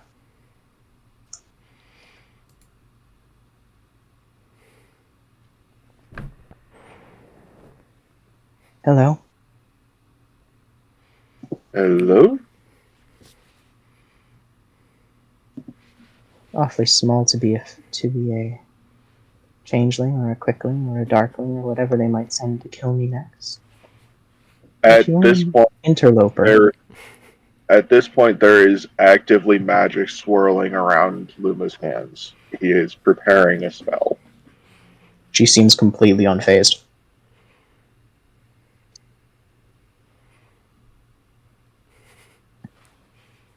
Are Are you you here to another kill me? apparition, or are you I am what I actually have here? always been.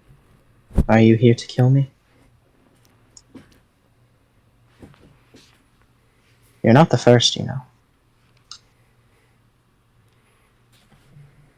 I'm wondering if morally I should be here to kill you. This is not a place of kindness or of goodness. This seems to be a place of hatred and pain.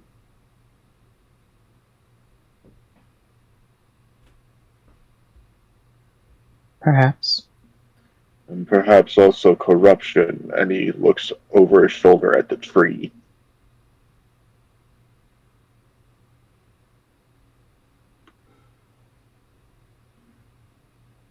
You may see that. I see truth. I see the thin veneer of kindness peeled back for the cruelty it truly is. I see mercy flayed alive. And I see law torn down, buried under so much lying, so much power. It won't be an easy fix. But I suppose that's why you're here to kill me, isn't it? Because you don't believe me. I don't know what to believe. You know, the strength to admit that might just be the first thing you need.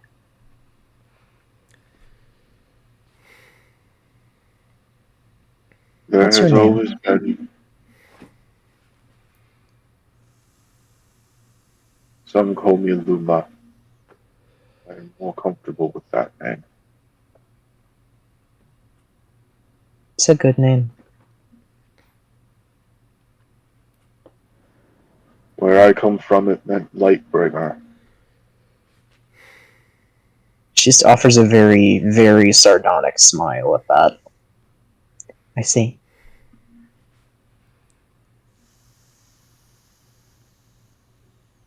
Well, you've This place seen the memories, feels you've seen the works. I suppose you're going to deem that I'm too dangerous to exist now. You can try. You're welcome to it. It feels like you don't have hope anymore. I have all the hope I will ever need. Which is none and non-existent. My mother has shown me a world that I could make. It is within the grasp of my own hand to create a world that will never need me again. And I think that's all the hope anyone needs. To simply know that we can accomplish something final with our lives and not be part of the grand wheel as it turns. After all, it wasn't my mother who broke the contract. It wasn't my mother who plunged us into this chaos. But it will be we, our children, who correct it and return authority to its proper seat.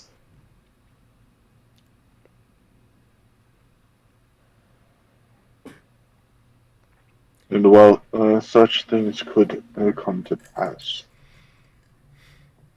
and I'm certain that ruin can follow, and everything can fall. Ruin is the first step to rebirth, and that is something Krynn knows very well. We are simply the vanguard of change. And there will be change. There must be change. After all, she sort of gestures around you. Does this look like the temple to a living god? Does this look like the home of the seat of true power? Or does it look like a rotting corpse left abandoned for centuries, only for the furtive whisperings of divinity to return when someone else calls them? Luma looks around. The temple Looks at the itself, crumbling. the temple itself is overtaken with vines, much like the tree at the center, that are very obviously visibly drinking and breathing and growing in this sort of almost exultant life in the decay of the temple. There are shapes moving in the water that you can't quite make out, but they're very obviously alive and vital and moving. There are ripples everywhere in it. There's not a single place where a lily pad sits undisturbed by something brushing underneath it. This place looks broken. And It can be repaired, as all things can. but would you have to?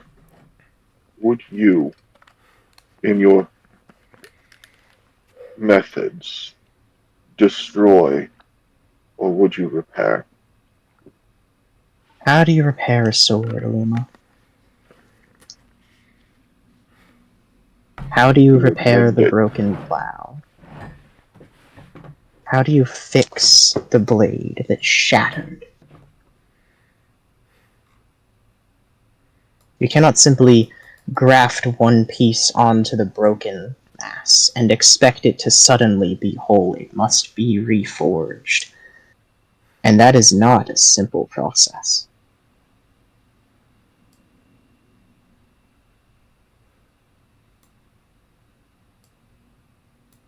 But to destroy every fragment, there would be nothing left to build upon.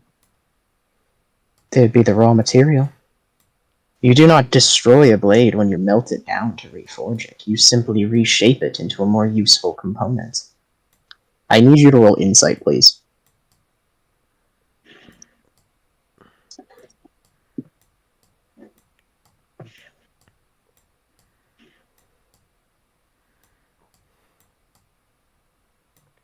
Insight.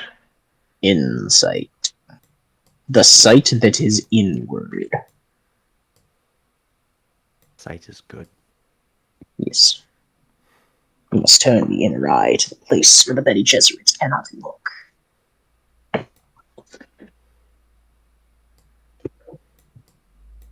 You must take the drugs. They will increase your awareness. You will smell color and see time. Oh god. Yep. Yep. That tracks. Can you put Yep. away empty? Thank you. Hello, Mother. My brother has forgotten to mute once again. Mom? I forgot to mute while you were talking. Hi, Mom. I'm coming. Yay. So that is a nat 1. It is a Plus nat 1 one. is 2. Oh dear. You can talk in circles with this lady for the rest of your life, and you will probably never convince her of anything you have to say. Luma is stubborn enough to do that. Fair enough. I'm gonna go talk to Mom real quick. Yep, do your thing.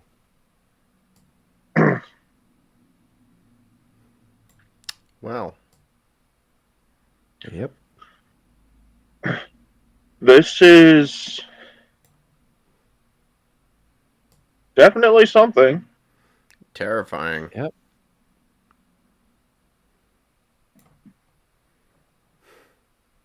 Yeah. And probably thematically appropriate. The spell that he's preparing is Shatter. Oh boy.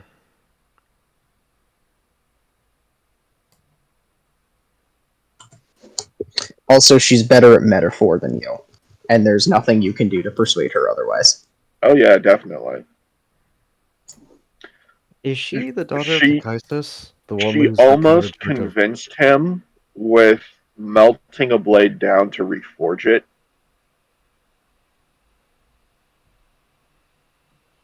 That ocean we shall see. Yeah, okay. But she, from what Luma saw, the first apparition was a collective that had lost patience with an individual. Uh-huh. The second apparition saw the same individual leading potentially an army in a bloody war. And now we're to the third, which might not be an apparition, might be the individual and of themselves. But Well, as far as you know, you are corporeally here, and they appear to be as well. yeah, it feels like he is arguing the validity of exterminating people so that the world can move on to whatever's next She's for pulling it. a Genghis Kong. Let's be honest. Yeah. And I mean, it's absolutely wild that Luma just immediately jumps to she wants to exterminate all life. I'm not going to say whether or not you're correct, but it is absolutely wild that is your first assumption. First Here's thought, that is my first assumption because of the high priest dude who said that they're all expendable. Very much giving the impression of every person is expendable, including the person he's talking to, I regardless mean, of I'm not going whether to argue the point with you. I just think that's really funny. everything Luma has seen here has been These people are angry. They must be doing a genocide about it. this feels like a perversion of power to Luma. I mean, that's completely valid. That is an entirely valid reading for Luma to have in this instance. I just saw the freaking shadow arm. Hi, What? yes. Me over here drawing a floor master from. Welcome, welcome I to just the wanna- Wind Waker. You're about to be consumed. I just want to real Yes! quick ask. Okay, I I'm tried sorry, blowing that completely sidetracked me. You're fine. I have one damn good Floor Master. Okay, minor question, Pancake. go.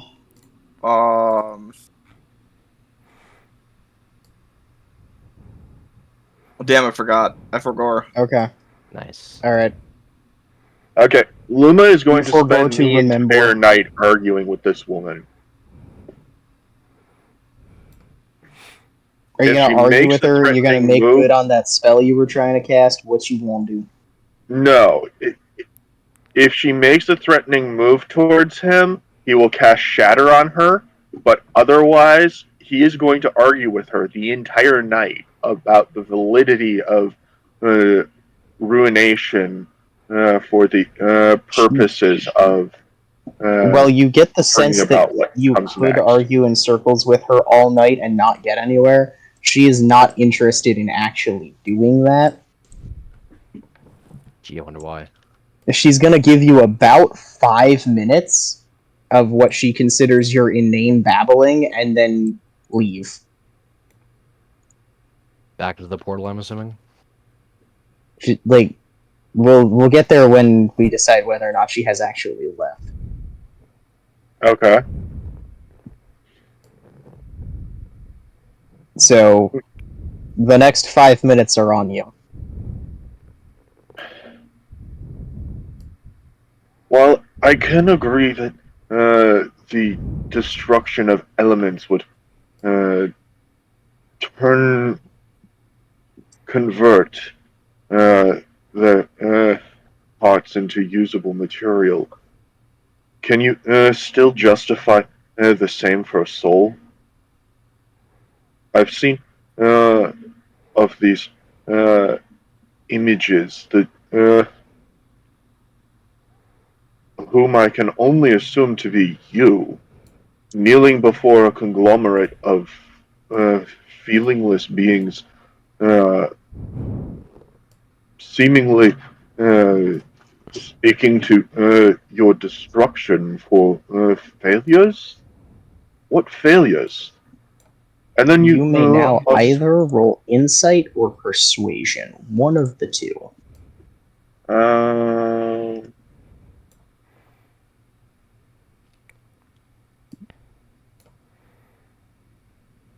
I'm gonna roll insight.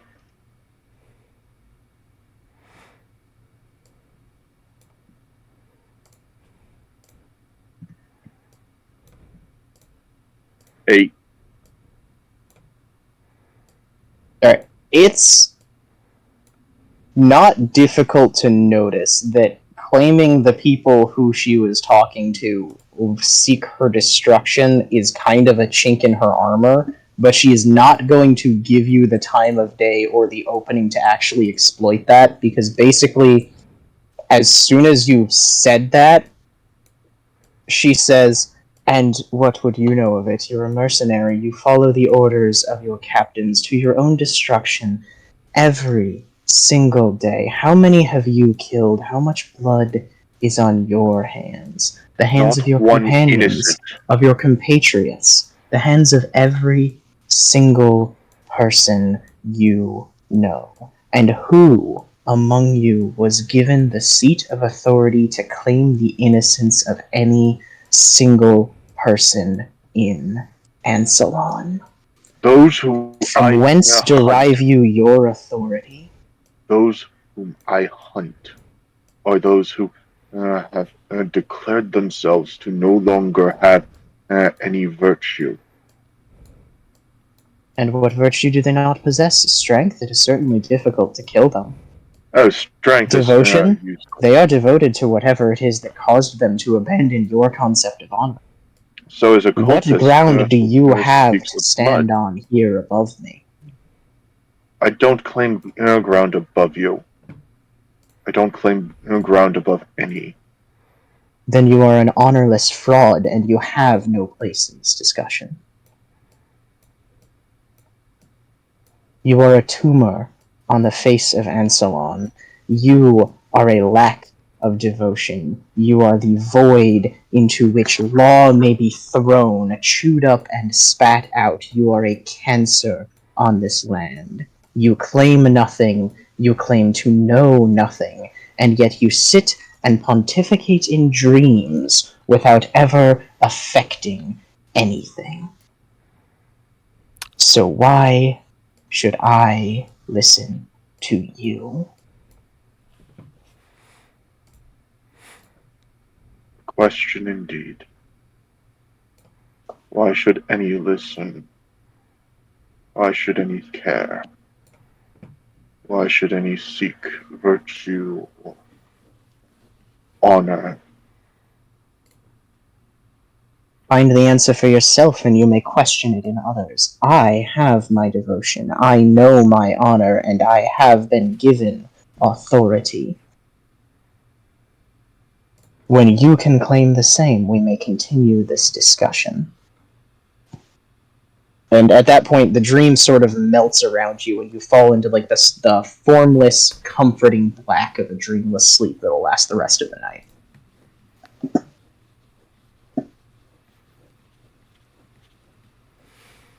Okay. Boy. When Luma wakes up, Luma is around the rest of the party so far as they've seen.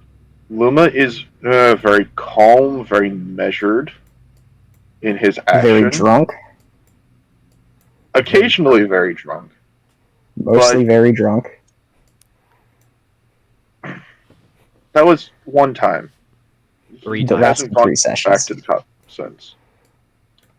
Anyway, moving. Anyway, As was But- being said. He is. Luma wakes up angry this morning, and he is just.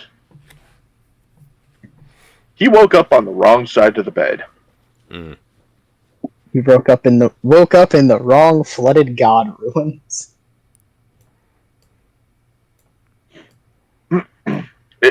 It's not Karis. It does not appear to be the Luma that you've traveled with. He is just pissed. Good for him. Well, bad for him, but Yeah. Wow. noted. Mm. So, like, how's it going? How's that whole sleeping thing working out for you? Oh dear, round 2. Going. You're doing the honk shoe me. Honk shoe me. Good. Going some good honk shoe me. All right, you're about to get less honk shoe me than you might have wanted. Oh no. Fair. It's difficult to tell time in the city because it's difficult to see the stars when the city never particularly goes to sleep and trade is everywhere and light and all that good stuff. But OMG, light pollution, my favorite. OMG, there are lighthouses like everywhere because it's a port city. It's a major port, yes. Very Yep. important. So, Ah, that non-honk honk shoe me is interrupted by. Iriata. Ah. Okay, No dream visitor this time. No for you. that's fine. You get Minotaur instead. But How does he This get is- The Hello? Minotaur babysitter sounds way better than any god. Yeah. I have no comment. Anyway.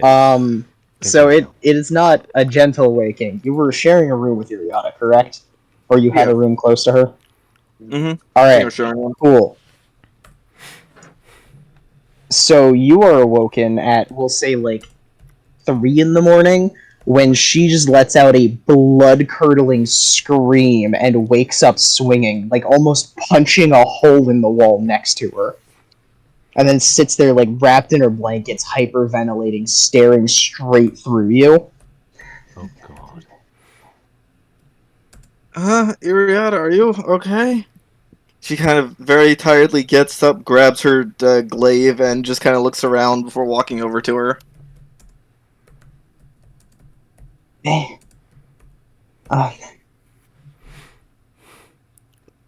As she realizes that she is no longer dreaming, and that what she just experienced was a dream, she looks very embarrassed and not very comfortable in this situation.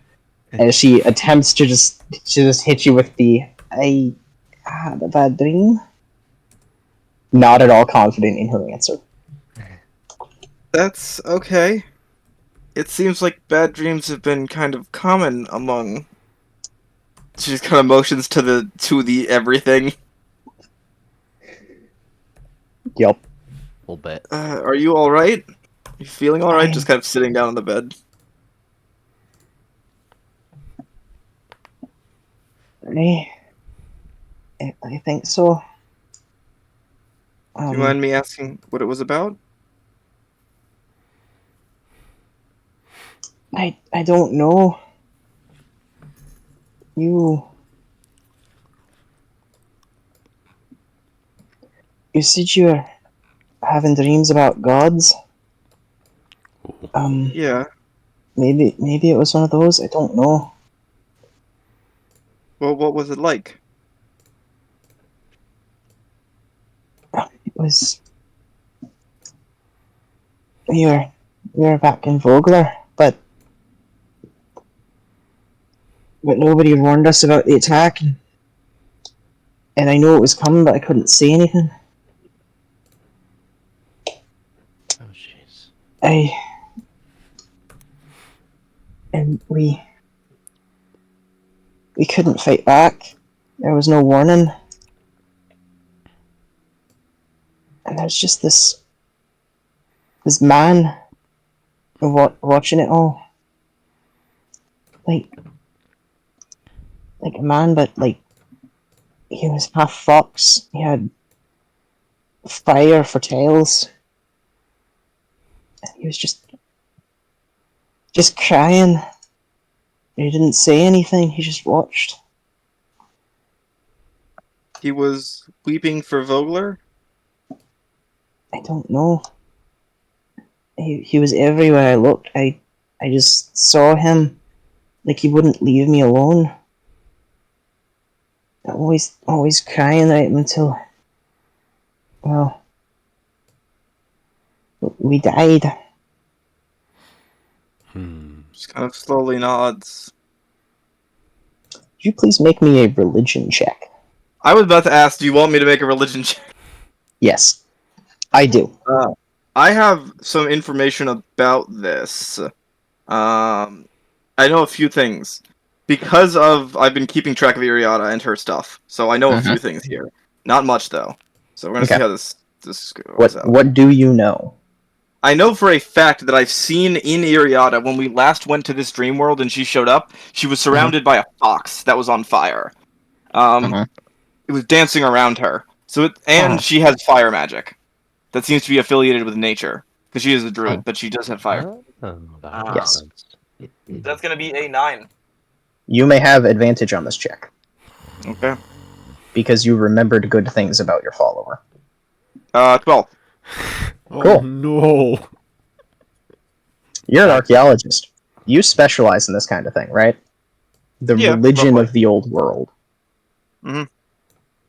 So as she describes to you this scene and the man who was half fox, her details are very fuzzy. She just describes him as being like a man, like a fox. With 9 burning tails. And each tail a different color. And as she says this, your eyes are drawn to your quarterstaff, The symbol which of is the Minotaur. bedecked with all sorts of religious imagery, including a stained glass image of a 9-colored flame hanging Which I from a know to small be- leather cord. Which I know to be the religious symbol of the Minotaurs. I don't Yes. know exactly what it means or who it means, but okay. But you know that there is a connection between that symbol and every pre-cataclysm myth regarding minotaurs. Mhm. It is safe to say that if they do not any longer, that god once held significant status among minotaurs and was very prominent in their culture. The iconography of a 9-colored fire still shows up in a lot of mostly pirate minotaur artwork and what's the word? Shipwriting. So like their ships will have that emblazoned on it. It's like the crossbones for them. Yeah. Did A lot of older Minoan artwork also incorporates it, but it's to them it's just sort of like an icon of their people. It has no religious association anymore. it's kind of lost it, yeah, because the gods are Yeah. gone. Yes. I just kind of go over and I grab my staff, just kind of again putting a hand on her shoulder, and I just kind of hold up the flame.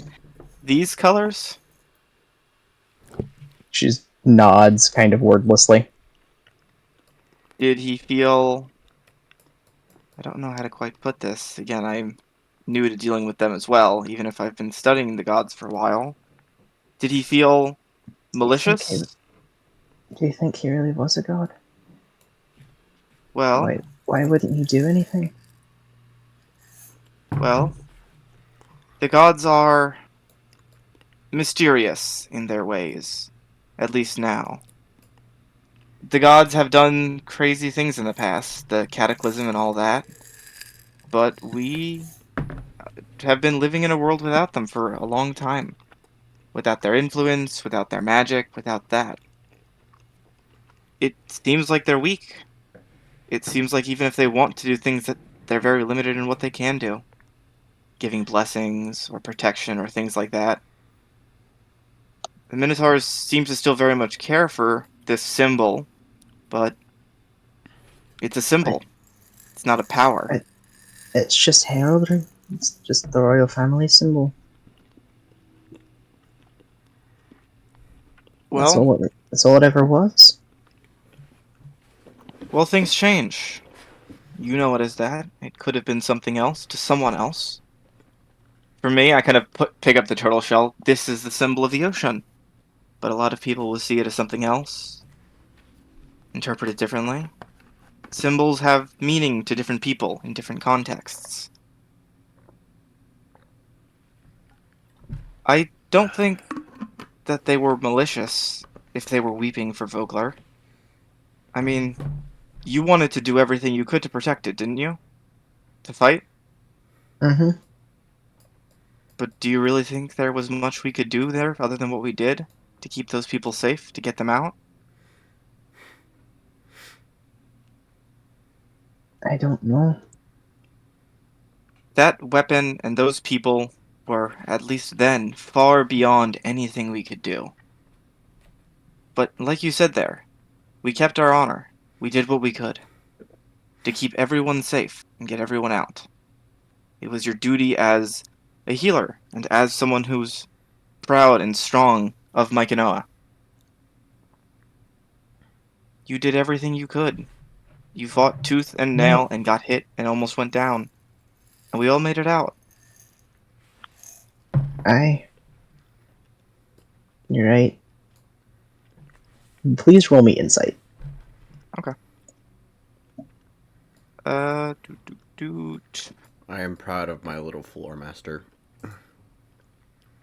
He's very good. 11. I'm not rolling particularly well today, but it's fine. Okay, that's fine. You know her well enough to know that she's still very uncomfortable, and you get the feeling she hasn't necessarily told you every detail, but she's also probably not super willing to open up about that, given that she woke up screaming. Yeah. I'm not gonna pry, I'm just gonna kind of sit with her, pull up the staff and various symbols and kind of put it in front of us and gently kind of put a hand on our back and said, "It's horrible what happened to Vogler. It really is. And that dream, something like that could have happened if we didn't know, if we didn't do everything on our power to stop it. But we did. That was the fate that was destined to us. We rode those waves in the way that they came to protect Vogler, to do everything we could. It's not about how things wind up.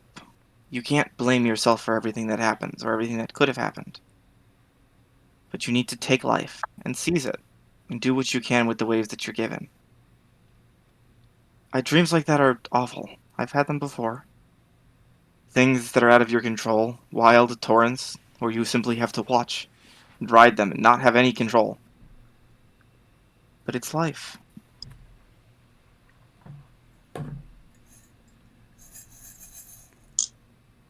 I will ask a leading question here as the DM. Okay.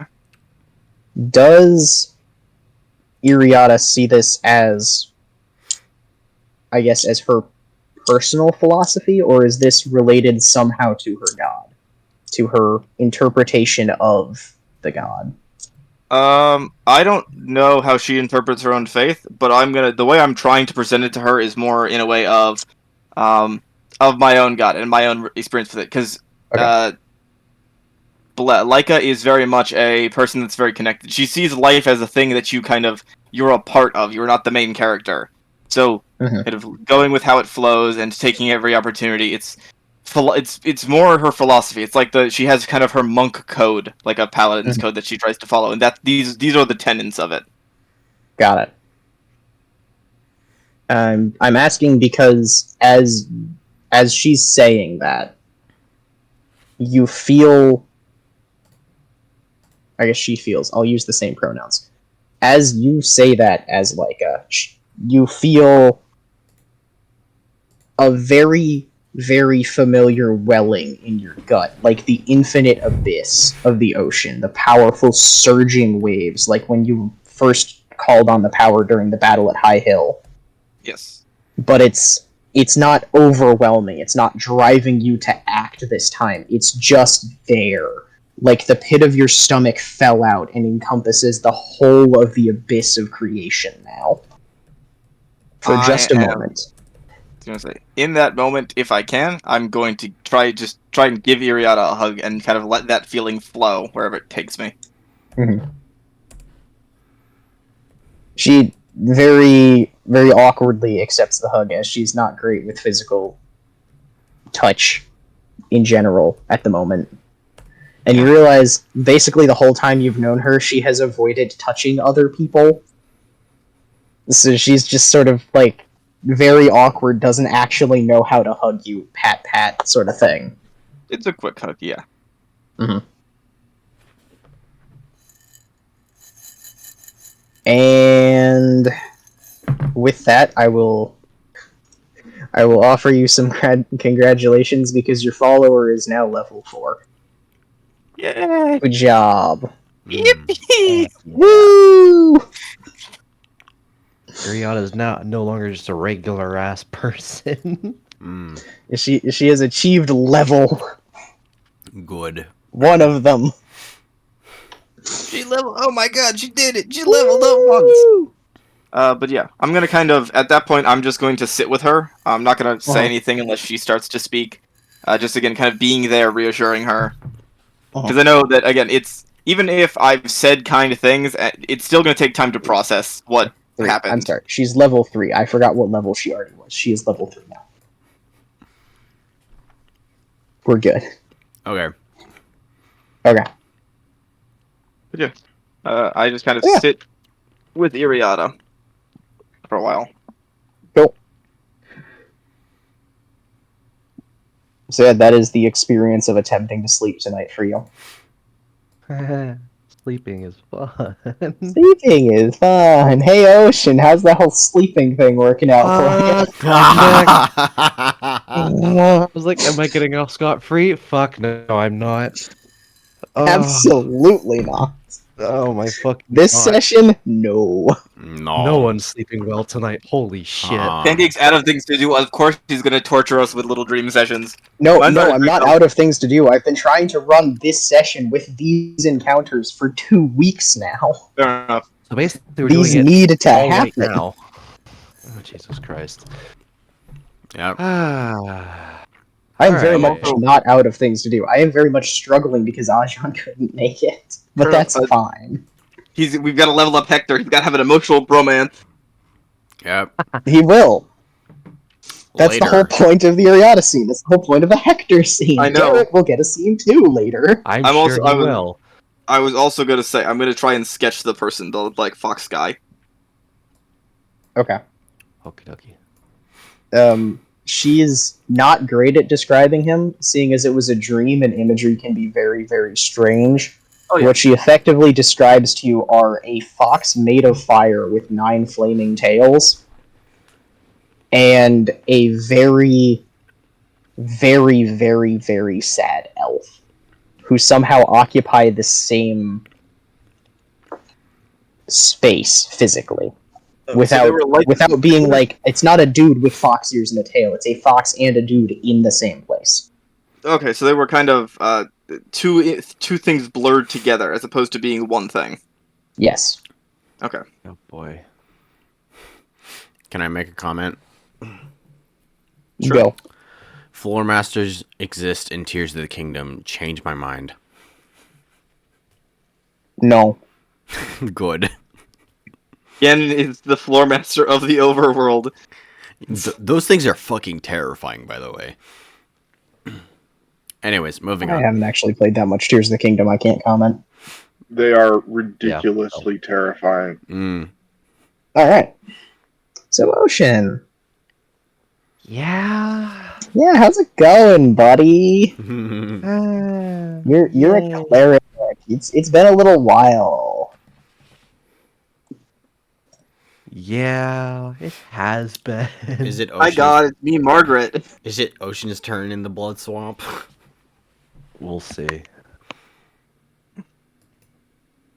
Yeah, I like to think I sleep half decently. No. Sleeping half decently. Currently. Once upon a time, there was sleep. It was happening. Yeah, no, it's But- not happening currently. But then Alright. all of a sudden, Jesus. And then, suddenly, as if from nowhere, who could have predicted? Dreams. Yeah. Yay! Fuck. Oh my god, it's the old icon. I don't mean to interrupt, but if I may very quickly check something with Pancake, right? Yeah. My god told me a torrent was coming, didn't they? I had a meeting with them before, and they were like, "Yeah, shit's going to happen." There will be a tempest. You are meant to seize it. And she also said Got she it. would send a watcher. Those are words that happened. Got it. Yeah. Just want to double check. Okay. So I get the non-corrupted version. You get the Crumbling Ruins version, but yeah. Yeah. Not the bloody crumbling ruins version, though. Sorry, the Kool-Aid version. Oh No. my gosh. Terraria corruption spread be like. I'm not going to give you too much of a glance behind the curtain, but I do have 3 versions of this temple. One of them is the drowning version, one is the temple consumed, and the other is the temple in astral glory. Oh. Ah, fascinating. Okay. Whether or not you ever get to see the third one is entirely up to you. We're gonna find out. Fun. Up to me or the party as a whole? Just the party as a whole. Okay. Hmm. Fair enough. So. So I yeah, wake up here. you do in fact wake up here. Oh dear. And your god, to whom you have dedicated many years of your life in service, Yep. is just sort of sitting on the temple steps with his chin in his hands, staring down at the place where you appear. Now, when I appear, am I facing him or am I facing the tree? You're facing him. Well, you're generally facing the same direction, like this ish area. Yeah. I'm generally facing forward. Got Yeah, it. you see him. Yeah. Oh, it's been a little while since I've seen this place. Oh, Dwarvos. Hello. Yes. He climbs to his feet like a very tired old man, shoving off of his knee. Stretches, and you just hear all of the bone cracks that have ever existed. Always. I was just taking a break from work. I guess Is that there a sounds meeting bad, with the doesn't it? gods recently with the rest of them? Oh, always. I'm there now, actually, but no. The forge, as it stands, well, it can't be left unattended for long, you know. Of course, of course. Fire's hot. Gotta keep it hot. Always, it was easier when my siblings were here. But that is no longer the world we live in, is it? When you say your siblings, do you mean some more of the old gods?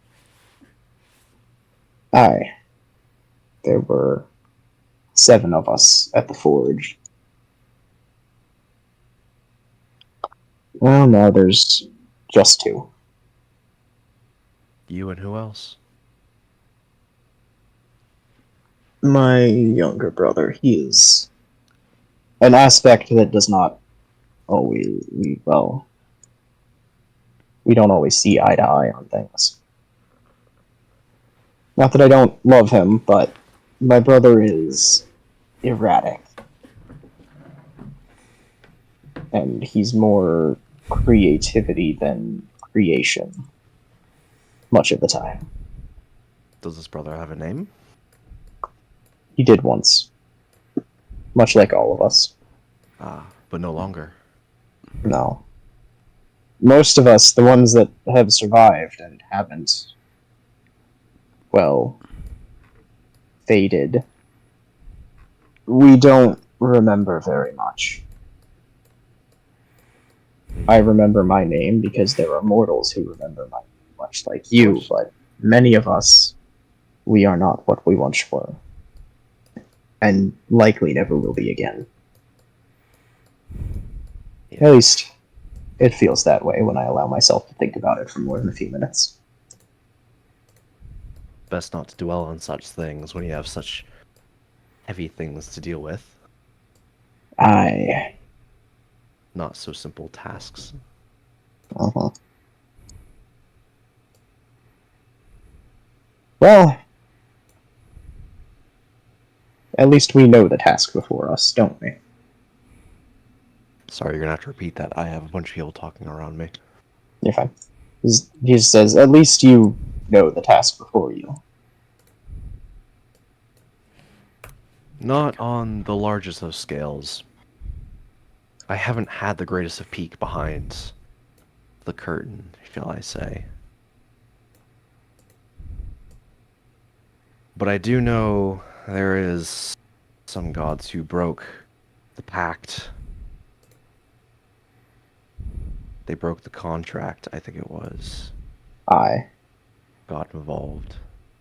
The compact was shattered, and thus we are here. Yeah. I, for one, was content to fade, to simply cease to be when I was forgotten. You dwarves are a stubborn lot. And I will tell you this, you will not be forgotten for many, many years. At least another 1,000.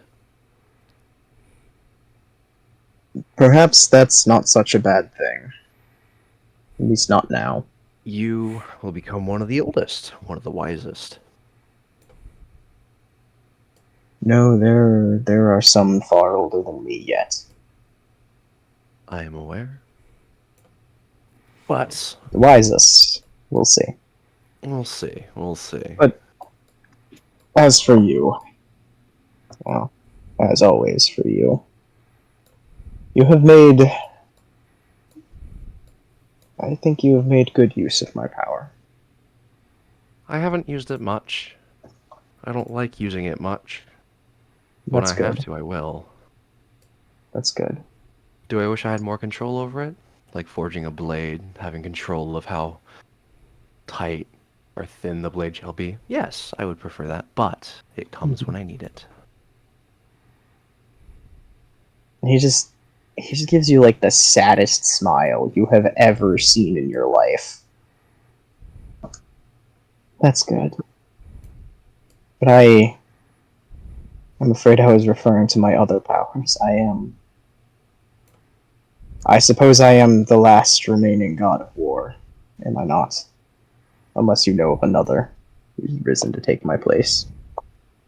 As far as I've dealt with so far, me and the rest of my party haven't exactly dealt with another one. Well, Gerd shows promise, but he's young and impulsive and not yet a god. Let's go, Gerd! He may, in time. Eventually. It's gonna take some time, though. It will. But I do feel, other than your powers of war, the powers of judgment definitely have come in handy.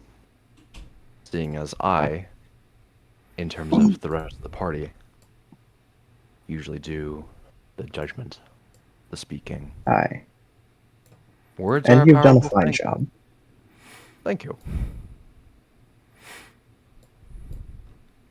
You've been a fine god. I appreciate that. I am learning to appreciate being remembered again. It's a slow process, having spent so long buried. But I am a god of war before I am a god of anything else. I was the aspect of creation in war. I am the forger of weapons and the maker of armor. I am the battlesmith. Before I am the god of the forge. And that I don't think will ever truly fade, so long as there is still war in Ansalon. As far as I can tell, war is going to continue for quite some time because somebody decided to meddle and give some people their powers to an extreme extent. His smile kind of turns sardonic. Aye, that would be a problem, wouldn't it?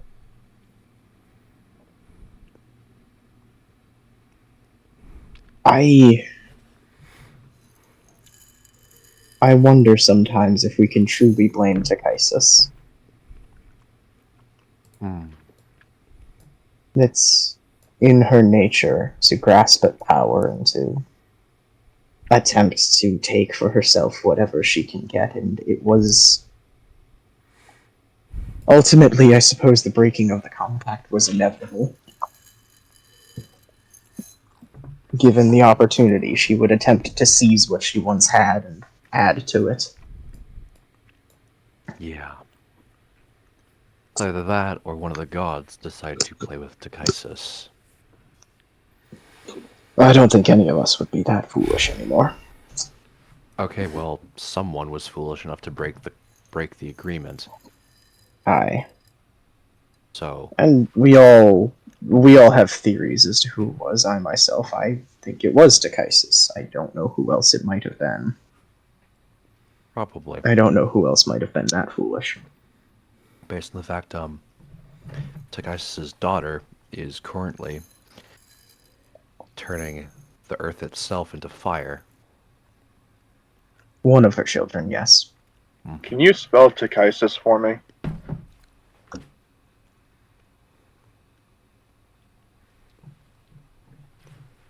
Yes, it's like that.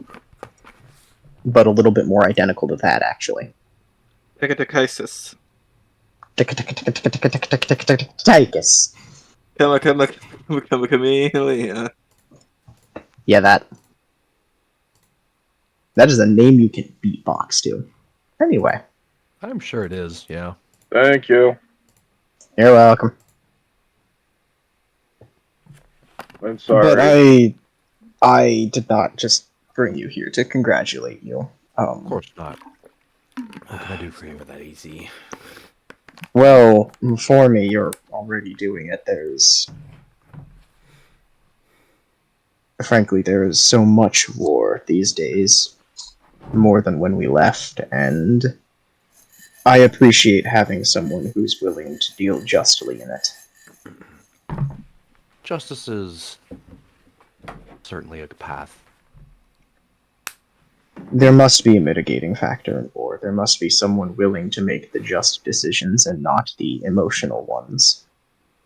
Of course not. And I appreciate you for it. Mm-hmm. But you should know that the full contents of the compact have not yet been broken. They not. There were 21 of us when we left. Now that we have returned, there are 7. But 3 of them have been withheld for a time. What do you mean by withheld? I mean that there are powers greater than us that have chosen to prevent them from returning, even outside the bounds of the compact. And I cannot tell you what their return portends, but I know that one of them already has contacted one of your companions, and he is unaware of her true nature. As I suspect she is as well. I don't think that she is malicious, but she is confused, and she does not fully understand her role. As do most of us. Most of us don't understand our role, but to that extreme, it's a little Aye. bit terrifying. Very, and more so when... Well, I have admired her and her brother for a very long time, even long for a god.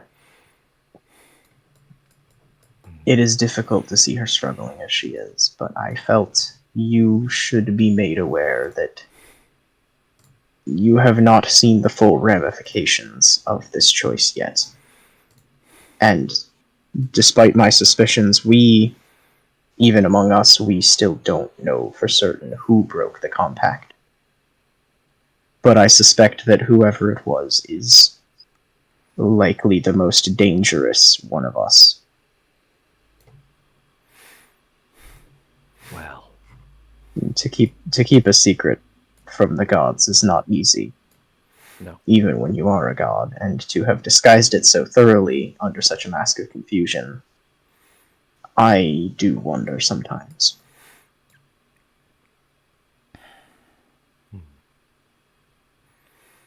But I will have to keep that in mind.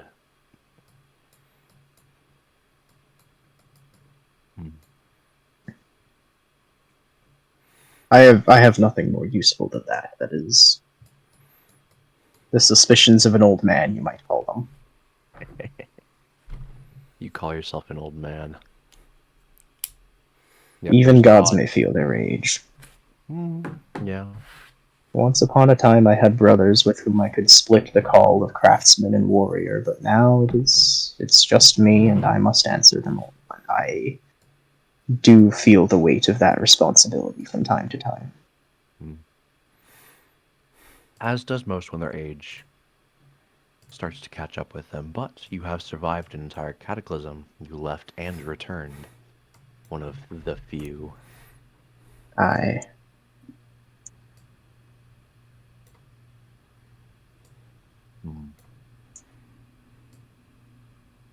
Is there any other But- gods' actions I should perhaps know about? Anything interesting?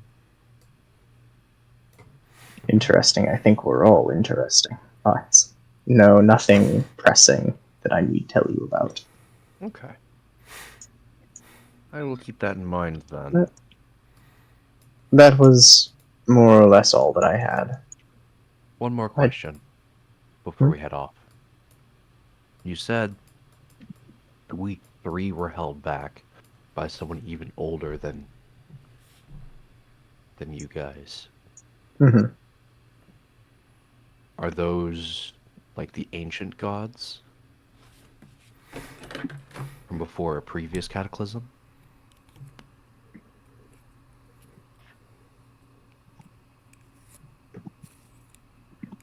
No, it would be more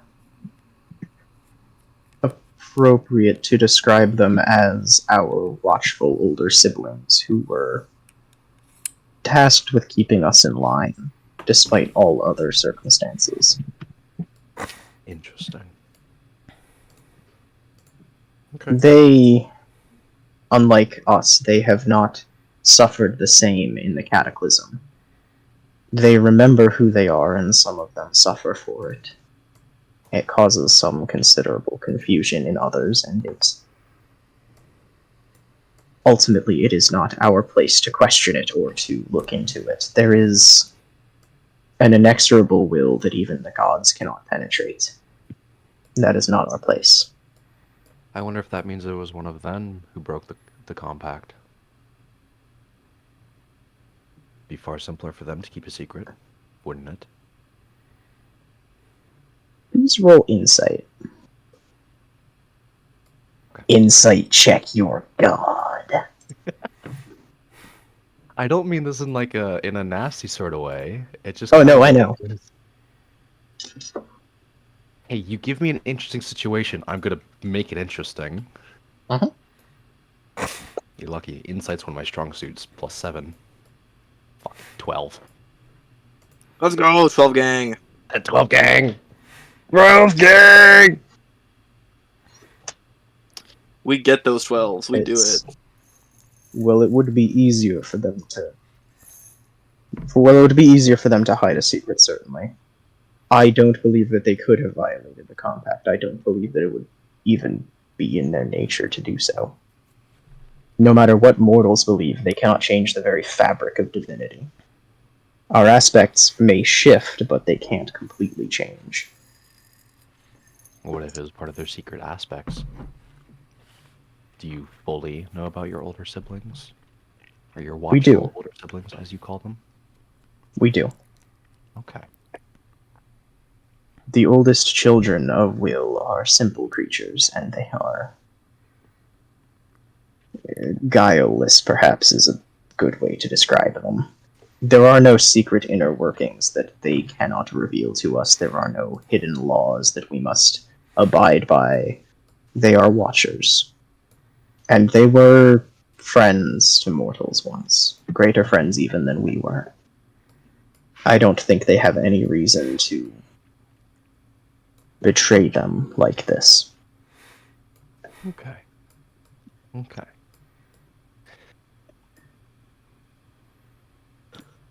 Then if that is all, I shall be on my way. Best of luck to you. And sleep well. We'll see. No. He just sort of gives you a half salute, and then you fall once again into the dreamless form of sleep. Nice. Well, Hey, Twin, how's that whole sleeping thing going for you? Seeing I as will be I'm right probably back. sleeping outside again. Hit or miss. Okay. Yep. You had your divine encounter last session, so we're gonna skip you for now. Oh, come on. You could have... No. It's you are not necessarily going to be dragged into a physical dream state like most people encountering their god. Instead, you were going to have a long series of dreams from the perspective of a man who you've never met before, and you're not privy to his thoughts. It's just like you're riding in his head, behind his eyes, watching these events unfold. It's Steven, isn't it? I don't know. It's a person. Mm-hmm. Yeah, Sure. it's a dude, and he's wearing a shining suit of armor. Oh, God. And he's got a big ol' sword and shield, and he is leading the charge in a battle. And you see years of this kind of service, of constantly marching out and leading, and he has what to you seem like inhuman and divine abilities, much in the same vein as you've seen Dwarvos wield, but he seems to command them far more frequently and far more powerfully. There's a visceral effect. When he hits someone, they are shattered. When he speaks to someone, they obey him. Rather than simply being Ocean calling on his god and an effect happens, it's like he is the very source of these effects themselves, and they all nexus around him. He becomes, as you watch, he becomes one of the most powerful men that you have ever seen in your life or could even imagine. He is standing at the height of his glory, and then just at the end of the dream, there's a young woman with dark hair in a dark dress who simply extends her hand to him. Her face is blurry and you can't make it out. The backdrop is a deep mountain crevasse, so dark that it looks like sunlight has never and can never reach it. And she's beckoning him inside. And then the dream ends. Yeah, I don't know what to make of that. Huh. I was just messing with that. That was in fact Steven. Good God.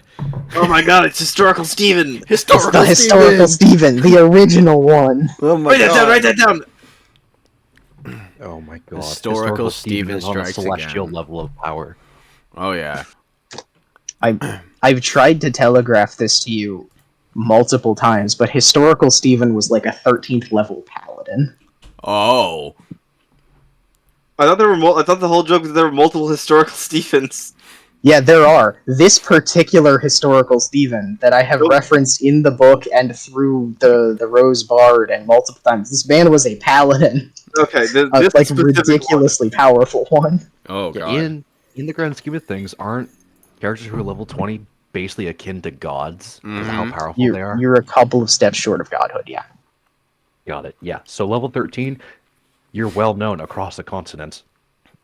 At level 20, you're basically a demigod. Yes. So details you've picked up from the stream are, first of all, you don't actually know none of the characters know what a paladin is because they just don't exist anymore.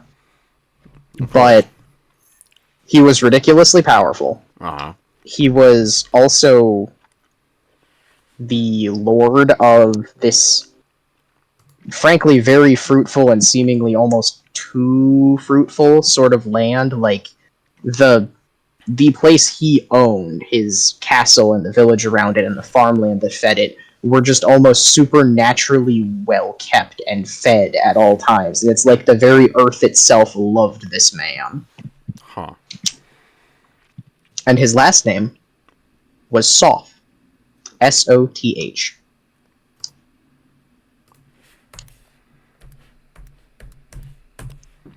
Cool. Oh boy. The closest thing you get to a paladin is my dumbass. For now.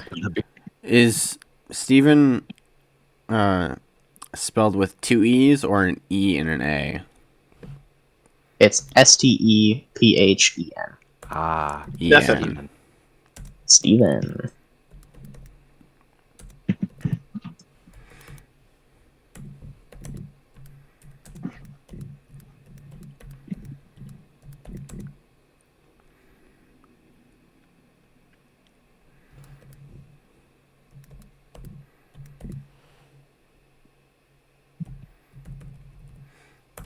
Shift S. I am doing lots of shit. There we go. Woo! The historical Steven. Yes, the original. Mm. The only historical Stephen who I ever actually sat down and wrote down the name Stephen. Yeah.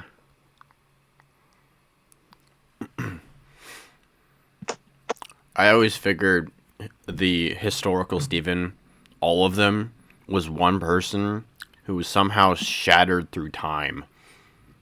Oh no, we're not getting that weird this time. Though that would have been really funny, and I did consider it. But the last campaign you were in already had a character like that, and I didn't want to retread old ground. Oh. Which one? Hexgaldir, I don't your little dragon buddy. Oh, that's Oh. right. I remember him. The colored the- amethyst. Yeah. Yeah. The person who was privy to all possible timelines at every given second. The one I almost encountered the green variant of. Yes. Yep. Almost. Not quite, but almost. Definitely could have killed me. Whatever. Oh, absolutely. Anyway. Yeah. I mean, there's a lot of people that could kill you, but why would they want to? They're so friendly. I know. Have you ever met Uh-huh. the dragon grandma? Yep. So that, I'm going to be honest, that was this session. The next time we meet, you will be hired to take Wheel Watch. You're gonna give Mike his dream, right? Yes. Make it weird. He's gotta. Make it. We've got to so upgrade Hector weird. somehow. Hector must be more Hector powerful. will be upgraded, don't worry. Good. The next Now we can punch morning, again. the next morning after all of this, Luma's gonna get up early and go down to breakfast and ask each individual to join him as they stumble downstairs. I'm assuming that's the assumption, is after our weird-ass fucking nights, because of the previous shit that we dealt with, whenever we deal with this, we do discuss it with everyone else, like, oh fuck, everyone else dealt with it too. Yeah. Group meeting. Come on, huddle in. Exactly. I'm outside of the castle. Yeah. Like the doors aren't gonna open for another couple of hours. Wait, why are you sleeping outside? Because I went This to is go an excellent visit question. Bread Mother. You call her bread mother. Shut Fair enough, up. though. Yeah. I don't- Man actively made the decision to stay outside. There was nothing preventing him from going back in. He was like, nah, I'm chill. Yeah. Fair Well, enough. in that case, we would probably wait for Wince or something, because he's part of the crew. Part of the ship, crew. part of the You- crew. If you would like to be there, you may be there, Twin. There's nothing preventing you from doing so. I want more bread, then I'm going back. Okay, you may Meet up have with more person. bread. Yes. For free. So Because I'm Or- a thief. when That's where we would end the session, though. Well, Well, we you do can some- talk. We can do RP. Yeah. Oh, okay. I encourage imagine us. I imagine Luma's been here for a couple of your guys' discussions about the gods and what you dream about, and he's just he's heard about it. He's heard about what you go through, but today he is more Ow. focused. He's paying attention today, So and he goes, "What Are we you gonna guys wait? have talked?" Are we gonna wait for Mike? No, No, I think we're gonna we're assume that both he having is our sleeping in today. Okay. Man, Yes, God. you You with all his- have his child. spoken to these gods, right? Not all of them, but our individual ones, kind of. Yeah. We Hmm. speak generally to our individual ones.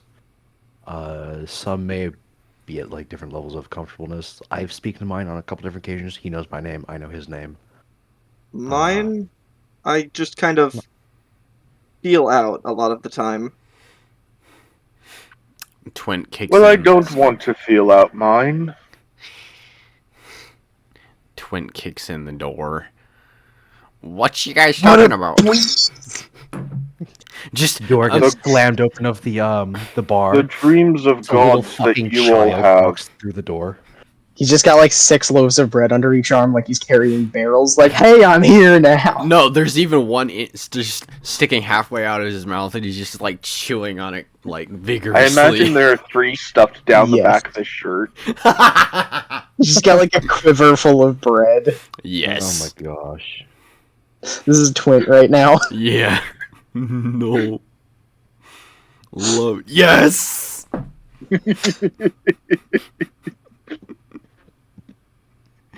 We're discussing the gods that you dream of. Oh. It seems 2 people last night had their first. Two? Who else had their first? I would have let Iriada sleep. Just kind of let her. If that Yeah. is okay. Yeah. Or she probably is out for her it morning kinda run. took it. No, it took it out of her. She'll go on her morning run later. Yeah, But, she got I it. don't know that she's comfortable to discuss it, so I wouldn't bring it up around her. But Iriada also had one. Oh. Oh boy. Okay. I'm not quite sure what the context is, but kind of take out my spear. It seems she's connected to the Minotaur's god. Interesting. What's yours like? I kind of asked. Luma. War, ruin, and chaos. And a distinct hatred of everything. Any specific imagery, colors, heraldry, objects? Blood. The waters of the temple are run red with blood. The tree at the center is a breathing, living entity of what seems to be corruption. And the woman I speak to was a pious believer and a leader at the front of an army. And her speech very heavily centered around we go and fight so that we will never be needed ever again. Pancake, may I make a religion check? Yes. I am perfectly fine if you rule that I just can't know about this, because I have a feeling about something, but I cannot confirm. I would let you roll to try and confirm your feeling. What is your feeling? My feeling is that this is not a pre-cataclysm god. This is something else. This is post-cataclysm. Okay. That is an 18. There is absolutely no pre-cataclysm terminology, morphology, or iconography that you know of related to any of that. Yeah. The blood You- red made me think the red sky, the red sun, or the red moon, but this Uh-huh. is nothing like that. You know, the red moon's most common religious symbol, other than just the red circle for neutral power, is a single red rose, much like the Knights of the Rose, because they worked very closely together and were ultimately basically two branches of two different organizations that serve the same purpose. One of martial, one of magic. Yeah. So the rose was like an actual rose blossom. The red moon would just be like a full rose and stem and leaves kind of thing. Got it. It was never Well- drawn, it was never written down. They would just carry roses with them. Well then, I Additionally, go ahead. Go ahead. all right, there were 3 swirls of fire inside of the temple. And when I got close to one, it became a scene from something that happened long, long ago. The first one was the goddess who, the woman kneeling before a council, and they say that she has failed them 3 times, and there will not be a 4th. And there is hinting at a great punishment if she fails the 4th time. The second scene is her at the start, or before, an army giving a speech of how they will uh, succeed for so that they will never be needed again. The first one mentioned a legion, or the legion, who serves the mother. The second, she spoke seemingly for mother. In the third, it was an image of a priest speaking to a child next to him, saying that all the others would listen because they were expendable and unneeded, and then uh, speaking as if the child was different from them in some way, as if she was actually valued, despite the inherent seeming lie that was. As if she was valued, but not really. And then I spoke to the individual herself. And she seems to just want everything to cease to exist. That everything be broken and destroyed and killed so that the next thing can come.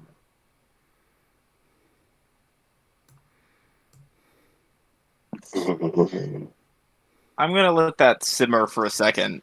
Just kind of nod. I'm gonna look over at Dwarvos. Like the kind of look of, you got any idea what the fuck any of that means? Luma is very obviously angry, and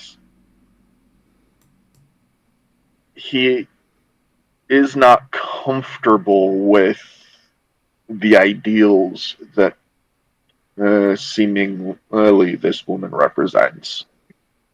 Well, it might involve. There's a god who is almost controlling or commanding someone really powerful. So, I don't know. That might be part of it. The Legion almost sounded like a tribunal, uh, judging whether or not this woman had the right to live anymore. But I could give you a little bit more information about what the gods are up to. Please Oh. do. I had a pretty good conversation. How is Oh, at what's your least one god's of name us again? did. I actually don't even remember my god's name. I'm not gonna lie off the top of my head. Starts with a Kiri B. Jolith. Say it again. Kiri Jolith. Kiri How Julie. is Kiri Julith? Well, Can you? he is one of the. Okay, so when the cataclysm happened, they all basically signed a compact, right? To agree to And leave this plane. basically. So there was 20 Thank of you. them. There was 20. When the compact was broken, which, by the way, hasn't been fully broken, only partially, by the way, only 7 returned. Now, there's more to this. Of those who didn't come back, or I forget if it was of 7 that came back, 3 of them are being held back. No. I think it's 3 additional ones are being held back. Yeah, Yeah, 7 7 were have released. 3 returned. are There held. are 3 who have not. But you said there was 20 gods. 21 originally. 21 21. original. But I think the idea of that was like 10 are coming No, back, 7 of them have returned. Hold on. 11 gods have died since the Cataclysm. Got it. Okay. Oh. The math wasn't math news. Oh, so of the 10 gods, like we had 20 a Yes. moment ago. There are Okay. 10 still living gods. Only 7 of them have been allowed to return. Or, Okay. not allowed to return, but only 7 of them have slipped in since the compact broke. Yes, and so basically there is of the 10 gods that are still alive, and there is the 7 that returned, 3 of them are being held back by gods even older than they are. So, Like it's gonna start counting on her fingers. yeah, kind of interesting. And there is, like I said, there's a god who is controlling someone.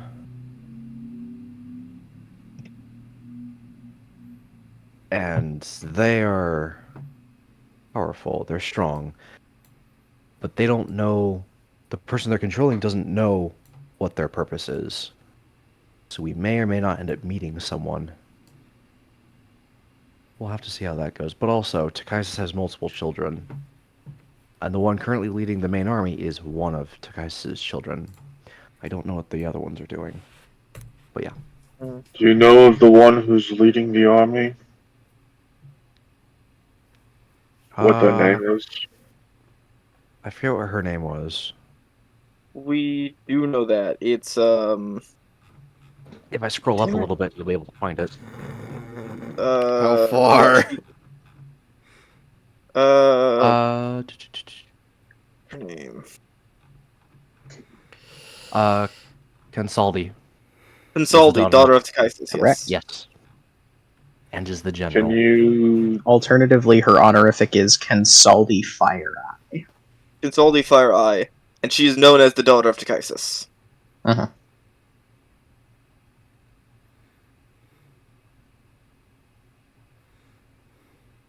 Consaldi? She's one of the people that we learned was leading the army. I think she was the one we saw back in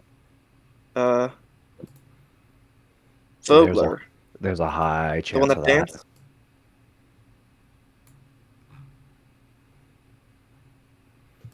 Yep. That was probably who that was. In terms of gods, then, we know of us here, I'm going specifically off what Ocean has relayed to the party, that there's 6 we know of so far of the 7. The god of the multicolored flame, the goddess of the ocean, the goddess of the monks, the traveler. Not even technically a god. So, important note, the Traveler is no longer a god. Do we actually know that, or is that something out of character? That is something Twint knows. Yes. Okay. So they are When you are- counted in the 7, but they are no longer a god. When Okay. you are counting on like your fingers and you get to the traveler, I say not even technically a god anymore. Well, that may be true, but if it's surviving, they do seem to very much still be around. So that's the god of the multicolored flame, the god of the monks, the goddess of the ocean, the traveler, Yep. Tychisus herself, and I look over at and the god of the forge and war. Now, I do need to clarify, just for the sake of my note keeping. Who are you calling the god of the monks, or the god of the monks? Ajans. Okay. Ajans. I don't know her Yep. name, and I don't. But he's described her roughly as like a god that protected people and did monkey stuff. So Yes, that is correct. I needed to God of the monks remind is the myself monster, which yeah. one that was. But that's 6. Of that, then there's one more that has There's- returned. Yeah, there's also one of them contacted one of us at some point that we should be wary of. I wasn't told which one, but there's one of the new ones. Now keep in mind, of those 7, those are the old gods. There is new Mhm. ones. I Yeah, assume, there are no post cataclysm gods yet, because divinity is still locked at the moment. but there are people. Whatever the mechanic there are that people other ways. allowed. Yeah, so there are saints, which are different from gods. Oh. There's a level of immortality and power that mere human belief can give you. That's what a saint is. They're just people who were believed to be divine and therefore became saints. However, whatever mechanic allowed for people to ascend to true godhood does not currently exist anymore. Yeah, that's I was gonna say. So, like it kind of goes on. It seems like there are no gods, but some people are still getting or using some kind of divinity. Like a broken Sure. system that they're presently utilizing. More, there are pieces or bits that people can still access, even if they can't become gods. Gert was a saint. I presume whoever you met was also one.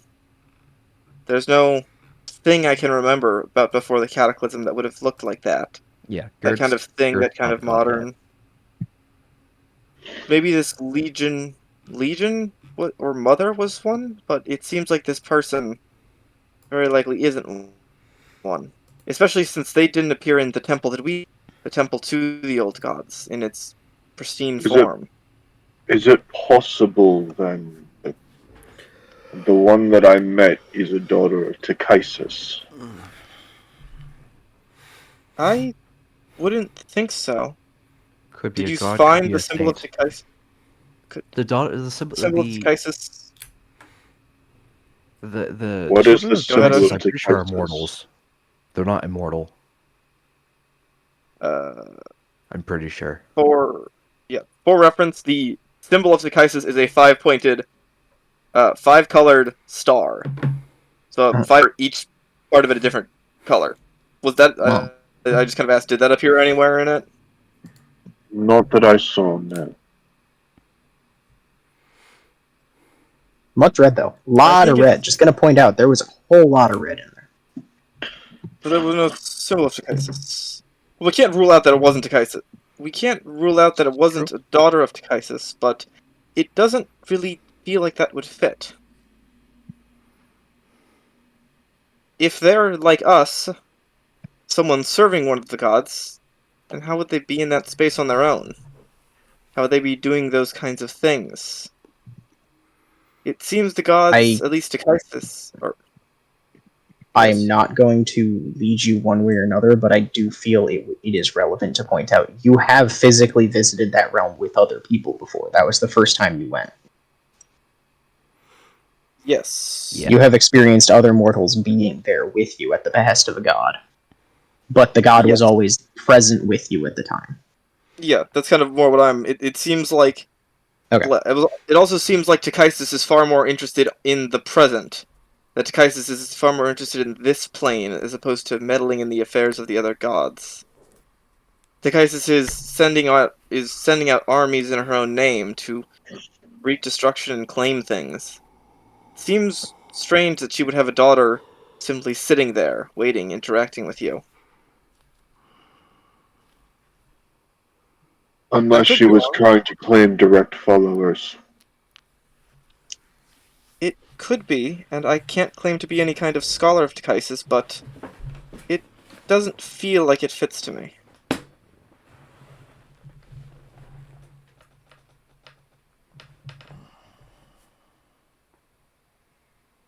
She kept asking if I was there to kill her.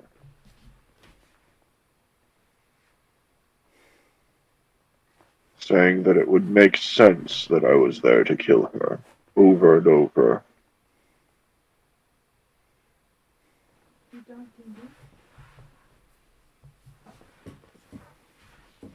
Hmm. As if, and she did say that I was not the first, or would not be the first, sent to kill her.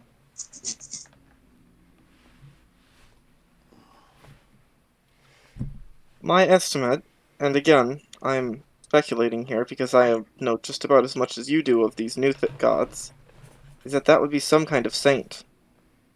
If they amassed that much power, rallied armies behind them for some kind of cause, I don't think it would be a stretch to say they could have become a saint, captured some kind of divinity, like Gert did. If I Especially recall, being if they're good. from Dechisis, that could definitely be grounds to become a saint. It's strange, but we simply can't know. All I know is it sounds like your encounter was rather unpleasant. Very much so. It rubbed me in every way that I possibly could have been rubbed. The vines that grew in the temple seemed to be feeding off of the temple. There were things that swam in the water that were living, but they felt wrong. The tree, it wasn't like a normal tree. A normal tree lives and breathes, and you barely feel it. But this thing, I could feel its breath on me. Just, it would exhale regularly, and it felt like wind in the temple. And from the statues in the back, just they dumped blood into the water. The, uh, the level of the water in the temple was nearly at the same height as uh, the ground on which I stood, and That's normal, everything to be was fair. red. You said the statues were bleeding? Not, Statues it didn't seem like they were bleeding, but they were exuding blood, and it was mixing in the water. coming from them, though. Were these Yes, statues of the old gods? I did not recognize them.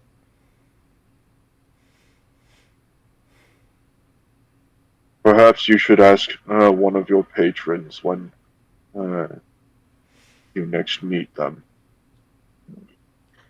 what the statues in the temple represent. It could be, and this is again mere speculation, that something is trying to feed off of the old gods coming back. Off the power and divinity that they had, they're returning with.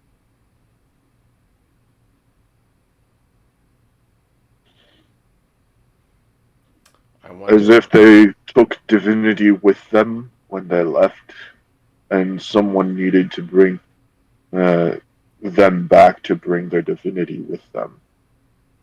It could Perhaps. it could potentially explain why three, and he asks uh, um, he looks to Ocean's character, Orvos. Dwarvos. Dwarvos. He looks to Dwarvos for confirmation. 3 gods were withheld Yep. by someone else. By It gods may older than be. themselves. It may be that they had enough of the divinity left to them that uh, it would be a danger if they were allowed to return. I wonder There's if that's this the reason that, like, the gods are so ready and willing to give away their power because they're being siphoned off. I It wouldn't would be better that that. their power be given to another rather than they who are losing it let it be But do keep in mind taken. those older gods that I mentioned. They are simpler beings. They're not as complex as gods themselves. They are kind of there to control the gods, keep them in line. I suppose that makes sense. But all of this raises one question, which I feel we won't have much until we have an answer to. Yeah, there's still What does it some mean? questions. What does it mean for a god to die? How does one Well, die? there's one way that I do know of. If a god is forgotten, they fade away, never to return. My particular god, he, thinking he was going to disappear, didn't because, in his words, you dwarves are so you dwarves are so stubborn. Hmm. I just find that fascinating. But I know that's one way that gods can die. It Stubborn is. enough you just forgot to forget about him. Right. Stubborn enough that Something we like that. refuse to forget. But I am interested by the language. He didn't. He said, or they said, these gods had died, not been forgotten. Perhaps they were siphoned so greatly that their power couldn't sustain them anymore. Well, siphoning is something we've merely come up with. We have no confirmation for that. Yeah. But He there are also many. did It's possible, say yes. he also did But say that he was okay at the time of fading away, as he put it. as a theory at present, there could be a great difference between fading away, where you are forgotten, and being slain, Dying. dying. Actually, this is a question for the context. Um, this is a very particular word choice, Pancake, because I just want to confirm how it was said. Okay. Was it said that the old gods died or that they were killed? It was said that they died. Okay, that's very just checking. I thought that was the language used. Just double checking. So in that case, yeah, it would be fully plausible that they just faded away and died. Hmm. That would be fully plausible. It is. But there's one thing I wanted to tell you, Luma, first about all this. You may experience some strange bits of power. Spikes in it. I kind of look over to Dwarvos and Twint. If you could describe Yeah. yours, it's a bit hard for me to describe mine. What happened at the Battle of Oh Vogler? boy. Or Whitehill? Now, Whatever it was called? take your current power. Imagine your power welling up, but it doesn't feel like that's the end of it. You feel like there's a bottomless well of power, per se, in your core. In my case, usually a burning and things kind of go red, but that's then your next attack or the next time you try and hit someone, it outputs tremendous. Luma will use prestidigitation to uh, create a candle flame over his hand. Little And spells like this are I can do thousands of in a day. There are spells such as my comprehend languages spells that take fragments of what I can do each day. There are differences between the effectivenesses of spells I can do. Some I can do 4 times a day, some only 3, and there are others that can only be done twice. Well, of But course, that is the basic of magic. you're the wellspring that you're speaking of. Okay, I wouldn't call it a wellspring, but call it more of a feeling, where suddenly you just feel extraordinary, strong, but usually with extremely strong intent of whatever emotion that is. If I may try Dwarvos, Go for it. imagine feeling yourself. Some being, some sense of self, where you are, what you're doing, and it overtaken in an instant by everything. The feeling of simply being everything, all at once. The depth of the ocean, the fiery, burning passions of a god, I was gonna say, of the forge, the want to overtake of, I was gonna say, the want to overtake to take from others what they've taken from you. Some connection to some feeling and element that rushes through you in an all-consuming way. Mm. Say, from how I believe they've described it, and Ajan as well, it's less something you control and more something you have happen to you. Less a choice and more simply a thing. Ajan at one point needed to get somewhere. He felt an immense passion driving him there and was flung that way. Twint, I believe it was you on Whitewall who wanted to take action against someone that had slighted you?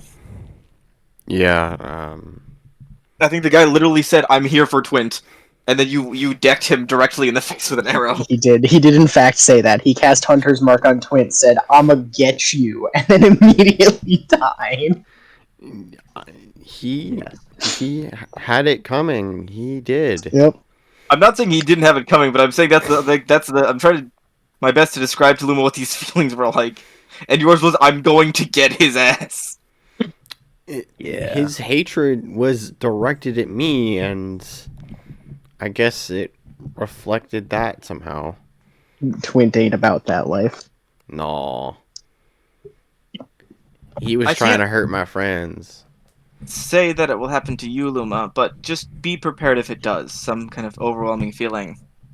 I was talking with Iriata last night and I felt mine again. Just that deep, endless abyss of the ocean, that connection to it, of everything, ever, all laid out before me. Was it to the ocean or to the being who you associate the ocean? I have a rather strange connection with my goddess, if I could call them that. Um, I've been in reverence to them for quite some time, but not as a god, as a thing, as the ocean, as this thing of swirling force that drives and has its own currents and eddies, that swirls and takes things on its own path. I've been trying to connect to it outside of my god, what I believe might be Source, the form of magic that's lost, but it's been complicated. Hmm. Wasn't Source just the fuel for magic?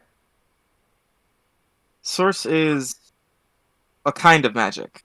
I'm gonna give this because I just don't think you've been here for this before. There are 3 kinds of magic: arcane, divine, and source. Arcane is magic that you weave from yourself with your own intent and power, using formulas and dictations that are known, that can bend and manipulate magic in certain ways. Divine involves calling out to a deity, or some external force, asking them to use their will to bend magic. And that And goes And for source, what I borrowing some use. fragment of theirs for your purpose. And source is lost. It is unknown. It is something that no one quite remembers what it is or what it does. But I believe it involves the magic of beasts. I have my own theories, but I can't say much more with confidence other than that. Other than that, I believe it's been recorded that the magic of beast is considered source. Hmm. Thank you for helping me clear some things up at any rate. This, the dream I underwent today, last night, shook me deeply. I was not prepared for.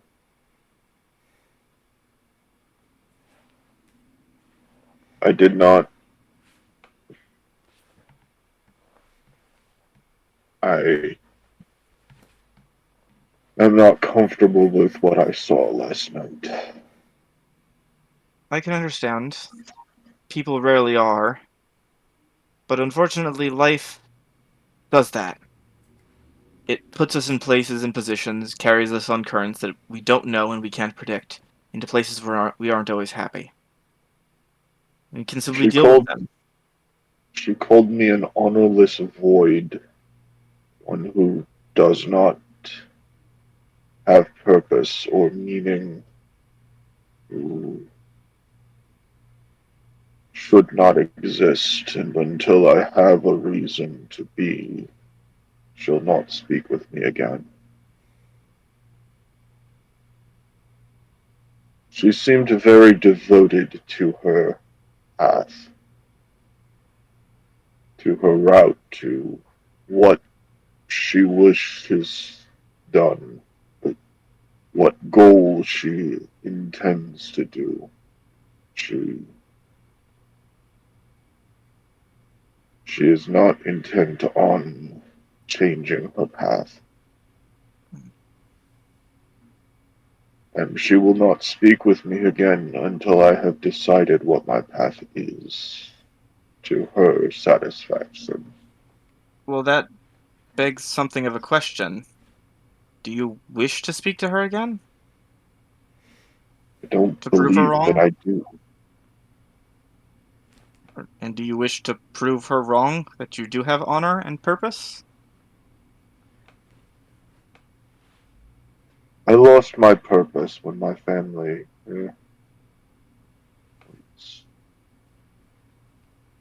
Oh, when your family died twice? That's out of character, sorry. Wait, but aren't you with a, or weren't you with a different company before? Yeah, but that company's also dead. Oh, okay. So I he lost. joined that. I joined that company trying to find a purpose to live for after my family was sundered. If I may, just to recall, I believe the retcon was that he was no longer a part of the Vogler company. He was part of a different company that also got exterminated. Yes. Got it. The retcon was to keep the dead family. Yes. Purpose I don't have, but I've always held on to my honor. To be so told that I have none.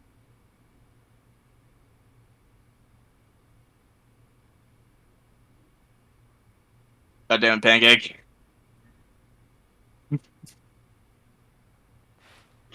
What happened to Pancake?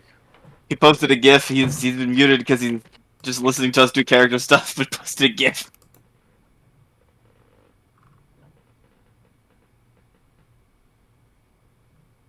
Hmm. Red. Bread.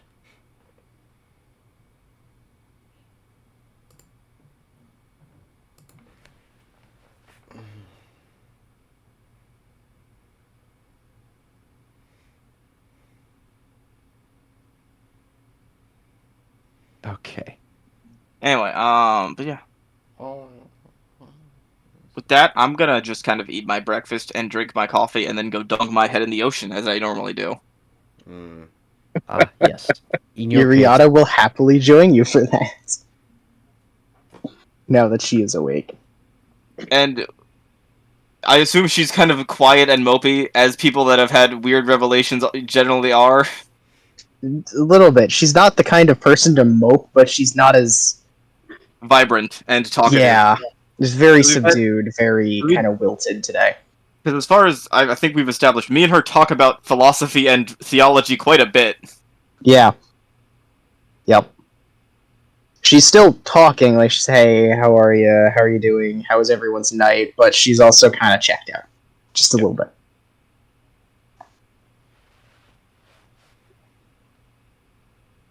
Does anyone else have anything they want to say about this? Or are we gonna end whoever. here? So is that... We're gonna call the session? Yeah. I believe the session was already on its way to Well, the end. well, No, we were very just... late. You were doing... If you have character stuff to do, we keep doing character stuff. That's how Yeah. this works. The If not... mechanical session had ended. We were done playing the game as like rolling dice and doing checks and following through. We were just interacting as characters in the world. Mm. It was our turn as the Okay. players to just have a chat. Are we done with? Do we think we're done with that chat? Yes, please. I believe so. Okay. Please. Okay. Then Twint, you can stop recording. Yay. Yay! Because we're about to talk about some illegal stuff. No. Woo! Let's do Why? it!